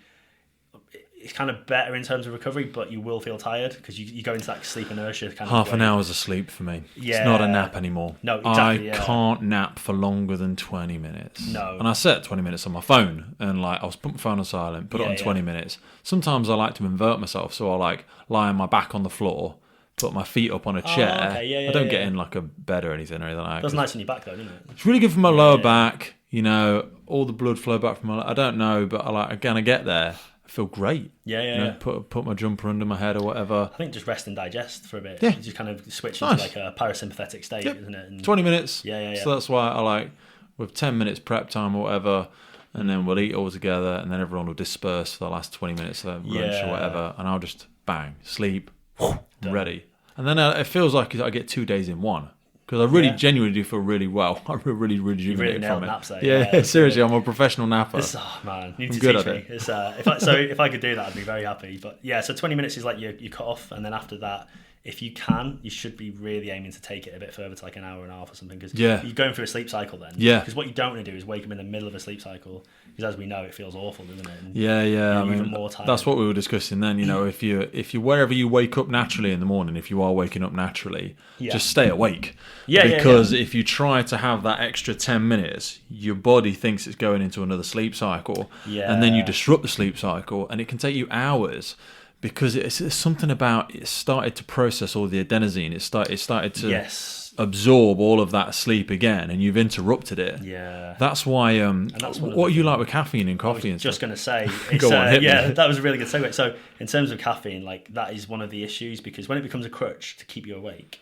So like the running theory at the minute, as you've touched on there, is adenosine. So adenosine molecules, obviously, when they lock into the receptors, they create drowsiness and sleepiness. Caffeine kind of fits the same receptors, so those molecules jump in there, kick out the adenosine, you feel fine. But then you start to get adenosine pooling, so it builds up, and that's why you have one coffee, you feel great, then you feel shit. And you have another one, then you feel great, then you feel even more shit. And then if you don't nap and get a chance to clear that adenosine, then you will feel awful, and you get into this really negative cycle. Now, don't get me wrong, I'm one of the worst people for it because I love coffee, I love tea, and I drink it far too late and all that good stuff. But, too late and too early. Yeah, and too early as well, actually. That's another interesting When you wake up in the morning, your body is still processing some of that adenosine out. So if you get straight up and smash the caffeine, adenosine sits there stagnant, and then it builds up through the day. So I don't try and have, as much as I get up and train first thing in the morning, what I used to do by mistake is I'd have the fucking pre-workout, or I'd smash a bit of caffeine before I trained. Now I do the whole, and I've looked at some of the research behind this, but I'm sure people will laugh at me when I say it, but I do like the whole like fresh lemon, a little bit of salt, and just smash a pint of water. Yeah. in my mind, it tells me things about like, I'm putting all them salts back in my system. I feel better. I like to have something to drink. I don't just want water. And I don't want squash because I don't want all the sugar and shit. So it's really just a flavoured water, to be honest with you. Yeah, and then I crack on. The session starts a bit slower because I don't feel buzzing off my tits. Of course, yeah. But you're hydrated and you feel better. Yeah. And then my body responds better to the caffeine an hour and a half into the day. Rather than straight up smash a double espresso. See, I'm not a great... when it comes to practicing what you preach, I'm not always the best, to be honest, because I'm up and I'm straight to the coffee machine. But I just think, one, I really like it, and two, I just like try to... So I do like early runs as well, if I can, before work and dropping the kids off at work, school, childcare. Yeah. But then to do that, I just need that kick up the arse, to be honest with you. And whether it's right or wrong, I just, I've got into that cycle now of where it's almost become a bit of a crutch, and it probably would do me good to just come away from that for a bit. I've replaced sugar with honey, and I don't know if I'm just romantically telling myself that I'm not having lots of sugar, even though it eventually ends up being the same thing in the body. But I find like my body processes it better, and I buy probably unnecessarily expensive honey because it's nicer, it makes me feel better, and I feel like it's not as processed. But I tend to have like honey on loads of stuff now. Like my perfect pre-workout, actually, now I was going to say that, is a bit of wholemeal, bit of peanut butter, bit of honey drizzled on it. Oh mate. Nice bit of sugar in there. Oh my God. Little sugar kick, right? Boom. It's pretty healthy as well, to be honest. Yeah, I love it. Yeah. And or even sometimes I'll like go full on mush a banana, then put the peanut butter on the banana, then put a drizzle of honey on it. We're talking, yeah. Oh, days. And how pathetic it is that feels like a treat to me then. It kind of shows that you're obviously very healthy normally then. That's honestly, mate, my food is really, really good. I've been so boring for so long that becomes a treat to me. Yeah. Because I never want to... it depends what you define as a treat. Like, I don't define ice cream or anything like that as a treat, because genuinely, as sad as it sounds, I feel like I'm hurting myself. I do like pizza, every now and again, but like I can see how it's going to damage me. My body I feel terrible the next day, not like emotionally, like physically. Yeah, I feel terrible. Do you know what? I'm a bit of a junk food addict, really. If I ever left my own devices and I didn't train, I didn't know about health and fitness, I'd be awful. But it's just there as that's like a treat, you know what I mean, like a pizza or something. That is where I'd kind of... I can inhale a pizza. I owned a pizza company for a little while. Yeah. We went to events and did stone-baked pizzas. Oh, man, when I was there, I was horrific. I would eat like 4 because they're quite small. So I could eat like 5 of them and just inhale the bloody things. But like on the drive home and the next day, my head would be like fog. I couldn't think properly. My brain would be fuzzy. Just fucks you up. It's wild, isn't it? Really crushes you. Do you drink still? I do still drink. Lockdown didn't do me any favours, to be honest. Really? Legitimised day drinking, didn't it? Which is one of my favourite things. I do. I've just now, I've kind of, you reach that point, don't you, where like, your kids and your work and stuff, and you don't want to be going out till 6 a.m. and stuff. But I like to go out for a beer with my mates, but I'll try and do it in the day just because it sort of gives me time to then get home, have something to eat, drink some water, go to bed, feel all right the next day. That's where I think getting so obsessed with sport when I was young, I never developed the habit for it. Right, yeah. Just blind accident. Like it didn't. I knew it was going to limit me in my physical potential, so I never developed a habit with it.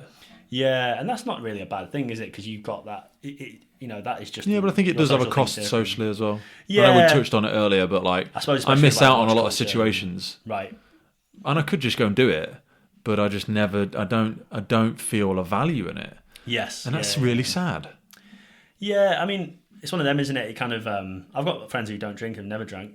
Really? But they're friends from like weightlifting and sport and kind of that sort of stuff. But I hear what you're saying, especially in the job as well. There is a culture, isn't there, of like you go out for a beer and socialise that way. But yeah, I sort of try to limit it now, just because I know I just can't handle having 2 young children on my own. I'm absolutely knackered and hungover, and I just, to be honest, I don't massively like going out, especially like in the evening and like nightclubs and stuff. I can't think of anything worse. Oh, it's terrible. But yeah, I do also like, I had a glass of wine last night with my missus and that sort of stuff. And I just think everything in moderation, really. I'm very much sort of I like things that aren't necessarily healthy, but I'll train and I'll eat well for the majority of the time and kind of factor it in. So take me back to the job in terms of why you're still doing it, because you've been doing it for a number of years now. You've obviously, you come on the podcast, so you're still interested in the job in some capacity or another. Yeah.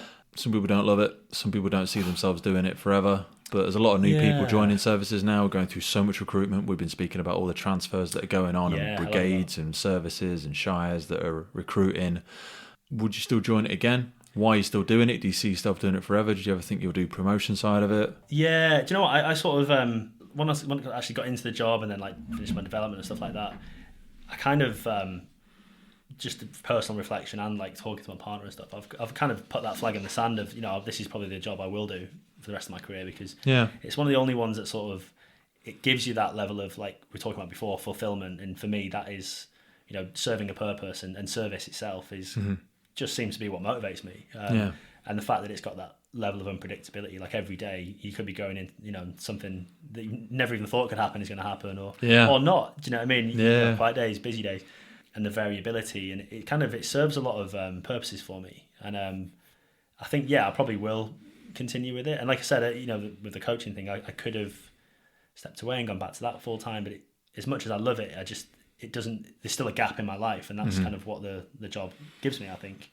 And then in terms of like promotion and things, it does interest me, and I'm sure I will one day. But where I am at the moment, kind of the first rung on that kind of officer ladder, it works really well. It's got the you've got the leadership side of things, but then you've also you still got your ability to sit on the back and kind of still go into jobs and things. And like we've said, that's kind of what you join for, isn't it? Most people, and I'd like to do that for as long as possible, I think. Looking at the coaching side and looking at the leadership side and how they bleed over, and that emotional side of it and the self-awareness bit, give me the whistle stop on sort of leadership capabilities, great things you see in the leaders that you work with, things that you try and try and demonstrate now in your role, especially as you've probably had recruits on the watches and you've had new people joining. So I think the big one for me is accountability, and essentially when you say you're going to do something, you do it.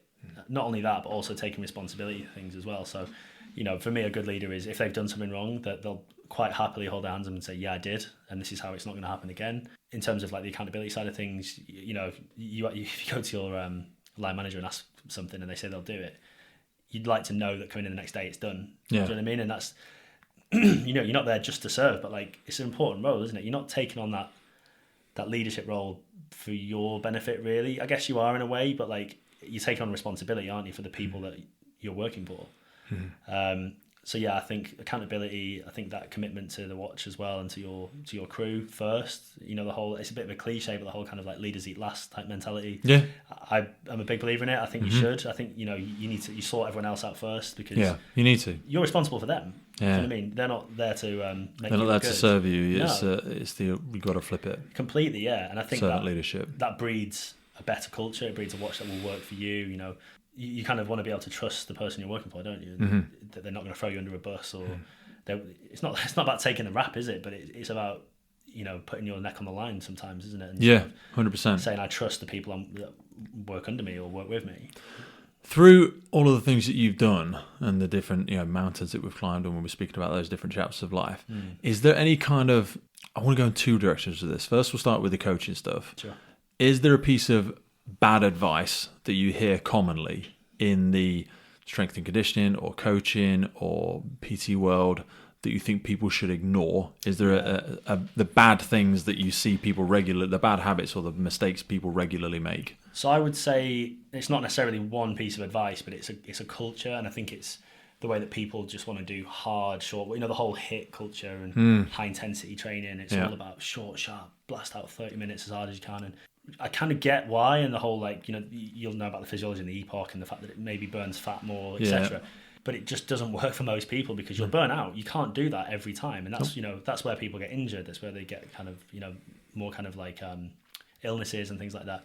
And there's a massive culture of you're kind of missing the elephant in the room of just the boring, like long, steady cardio stuff that builds that strong aerobic base that gives you the capacity to do the high intensity stuff and then recover from it. Because even down to without getting too physiology, but like creatine phosphate system, your short, sharp energy production. Well, that's aerobically driven. It's resynthesized by your aerobic fitness. So if you don't have any, even as a powerlifter, like you're missing a trick if you're not doing something to keep that churning and your ability to kind of resynthesize the energy back. You just steered me in a direction I want to ask you quickly. It's not something so feel free to, we can edit this bit out, but supplementation. I know I've wandered around in the prolific side of the conversation a couple of times. Yeah. But is there anything, are there anything that your professional athletes do take? Is there anything that you think actually has? Because only because you said creatine then, I have always taken creatine. It was one of the things I still do take. Because I think there's actually... It's one of the few things I'd say. So much research into it. I genuinely think it's a good... So is there anything you think is good for people to partake in that genuinely gives them a benefit versus all the bullshit that's out there? I'd say in terms of like just day-to-day supplements, things like vitamin D and stuff is probably not a bad thing. But even that, I think you still really want to be testing because you can get it wrong and you can go overdo it. We touched on creatine there. I think definitely it's one of the few things that, as you said, it's massively researched. And actually, there's benefits now that are way beyond strength and fitness. You look at the use of creatine for things like Alzheimer's and prevention of neurological decline. It's massive. It really does. It makes a difference because why wouldn't you? Do you know what I mean? I know there's a lot of negative kind of and not so much nowadays, but there used to be kind of a fear of like kidney damage and things like that, and it's kind of been shown to not be the case. Even things like load-in periods, and you don't need. You have to really be in some stupid excess to be really putting that level of damage. I think just an everyday, very small dose is actually a really good thing. Currently, I'm not. I have done, but I would say for a lot of people, and there's a lot of misunderstanding. I actually remember sat around the mess table a couple of years ago on a standby, and I bit my lip because I just didn't want to be that guy. But there was a conversation about one of the guys who said, I was taking that creatine, but I had to stop because it was making me really angry. I was getting, and I was just, you want to put your head in your hands. I don't think it was. I think there's something else going on there. It takes you so long to go through. It's just not worth it. You totally misunderstood the physiology and what's going on. But for anyone listening, like that's just not the case. It doesn't do that. No. And it's one of the few things that probably is kind of good for most people. Yeah, like you say, all the other stuff from proteins and all that sort of jazz, you can tick most of those boxes through good nutrition and good diet and stuff like that. But creatine, I think it's hard to get that through nutrition, to be honest with you. Yeah, especially if you don't eat a lot of red meat. You'd have to eat a lot of red meat to the extent that it might be difficult financially to be able to sustain with the amount of shit meat that's out there. Depends what side of the fence you sit on, but maybe not that good for you as well. So. Yeah. In terms of your gut and how your body processes that level of meat. I know when I was eating a hell of a lot of red meat, and I think I used to have around about 800 grams of steak a day and about a kilo of chicken a day, and my body didn't thank me for it. But for what we're asking of ourselves, creatine is something that I would definitely advocate. Yeah.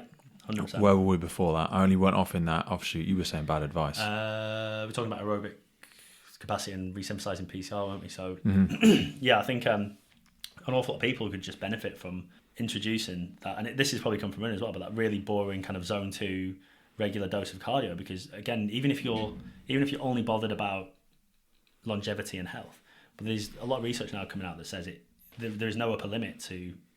Firstly, there is a link between aerobic fitness and longevity, so how long you'll live. And there's no upper limit either. It doesn't seem as if there's a point of like, this is enough. It almost seems like the more you do, the better it is for you. And I know there's a lot of outliers, and there's people that will kind of bring forward a case of, this person had left ventricle hypertrophy and they had a heart attack and died and they did up to it. But like, that is the exception to the rule. Yeah. There's something else going on there. Yeah. There's noise. Yeah. There's other noise. And it's such a, you've got such a big pool that you've drawn one case from. So, do you swim at all? I do, a little bit. It's a ball ache. It is a ball ache, and I'm not great at I can swim, I'm fine, but like when it comes to like front crawl and like competitive, and if I was to do like open water swimming, I'm just a bit crap. Yeah, I'm not very quick. Do you know what I mean? I used to be a lifeguard, but that was like God knows how many years ago. And then when I got back into swimming, really, really hard for me to get the techniques back. But I try and swim twice a week now. I'm just lucky that I train at a facility where they've got a great pool as well. Mobility's been good though, man. What it does for my range of movement and my shoulders is low load. It gives all my joints a little bit of a rest, and it allows me to engage in more.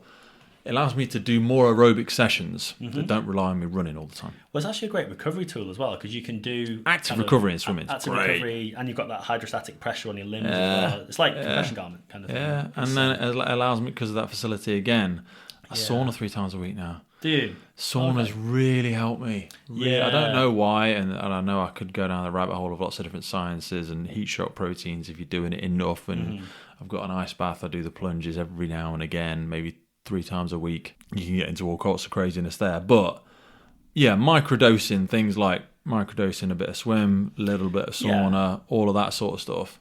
If you're in a facility where you can, it's a ball ache, though. I appreciate swimming is.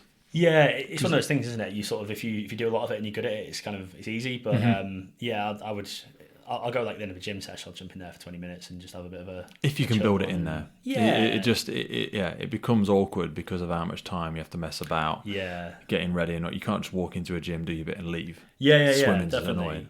I think the sauna's an interesting one, to be honest, because there's probably not enough time left, to be honest, but if you look at like heat acclimation and kind of heat tolerance, especially in the job we're doing, like it's such a big part of the job, especially with like the advent of the wildfire kind of thing that's happening now, the much heavier fire gear. Yeah, we have got a responsibility on ourselves to be not to become necessarily super heat tolerant, but no one's going to do it for you, and and actually I think there's probably an argument for working at heat acclimation yourself. Yeah. Whether it's things like getting the sauna after workout or just pushing yourself a little bit harder in the kind of the warm. I'm not advocating anything dangerous, but no, it's trainable. Yeah, and also layering up when you train.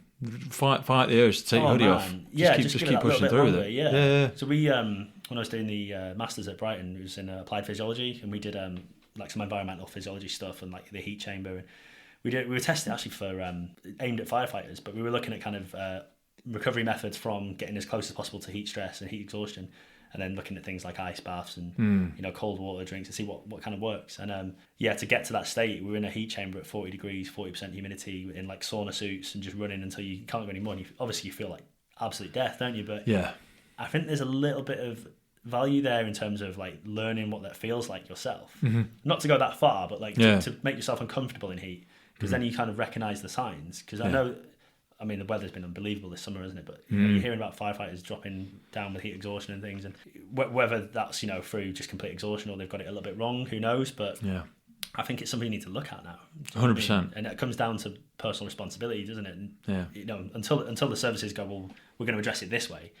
For me, I think, factor that into your aerobic training, make it a little bit uncomfortable at times. But don't be just smashing yourself on like super high intensity circuits all the time, and it's just my head in, to be honest. It's got its value, but like we just play such an. It's good for the gram. That's the problem. It is good for the gram. It's prolific. It's good for the gram, and that is the crux with most problems in the fitness industry, unfortunately. But for those professionals and those people that genuinely have a more strategic mindset and really want to achieve at the top level, that seems to be where you've built out that niche. So, and all credit to you for having done that. Thanks, man. I appreciate that. There's a lot of serendipity in being able to be in the right places, but you've put yourself in those places as well. Like I say, how many people will have done all that shit for free and developed themselves and done all that travel? So no, you're very much a product of your own effort. So thank you. If people want to learn a little bit more about some of the stuff we've discussed today, I mean, we'll link some of your stuff. But for those that want to, and I appreciate you do tend to work with more professionals rather than the recreational, I'm sure you'd have some really valuable advice for them. Where can they sort of get hold of you? So I'm not super active on socials. I'm on Instagram, so it's Andy Kay _performance, I think. We'll link it. You find it. But so on there, I do get people DMing me and stuff, asking questions. I'm more than happy to chat and help people out, whatever level, whatever you do, to be honest with you. And then if you want to look at anything on the websites, if you blog articles, things like that, it's ppconditioning.com. And that's about it, to be honest. I'm pretty much just beavering away in quiet. But happy to chat anytime. Beautiful. Dude, thank you so much for your time today. We've gone in a million different directions, which I always love. That's the whole thing about the podcast. And I really appreciate your time. Summer love to the family. Will do. Thank you, mate. Likewise. Take care. The Firefighters Podcast is a global podcast seeking to develop, inspire, and motivate the world of the emergency services operators. Through a series of wide-ranging conversations celebrating those within our sector, we seek to encourage and support this incredible group of people. It's brought to you by myself, operational firefighter Pete Wakefield, and I speak with individuals from all walks of life who I sincerely believe can add value to or develop those who have chosen this life path. Please support your emergency services wherever you are in the world, and thank you for listening.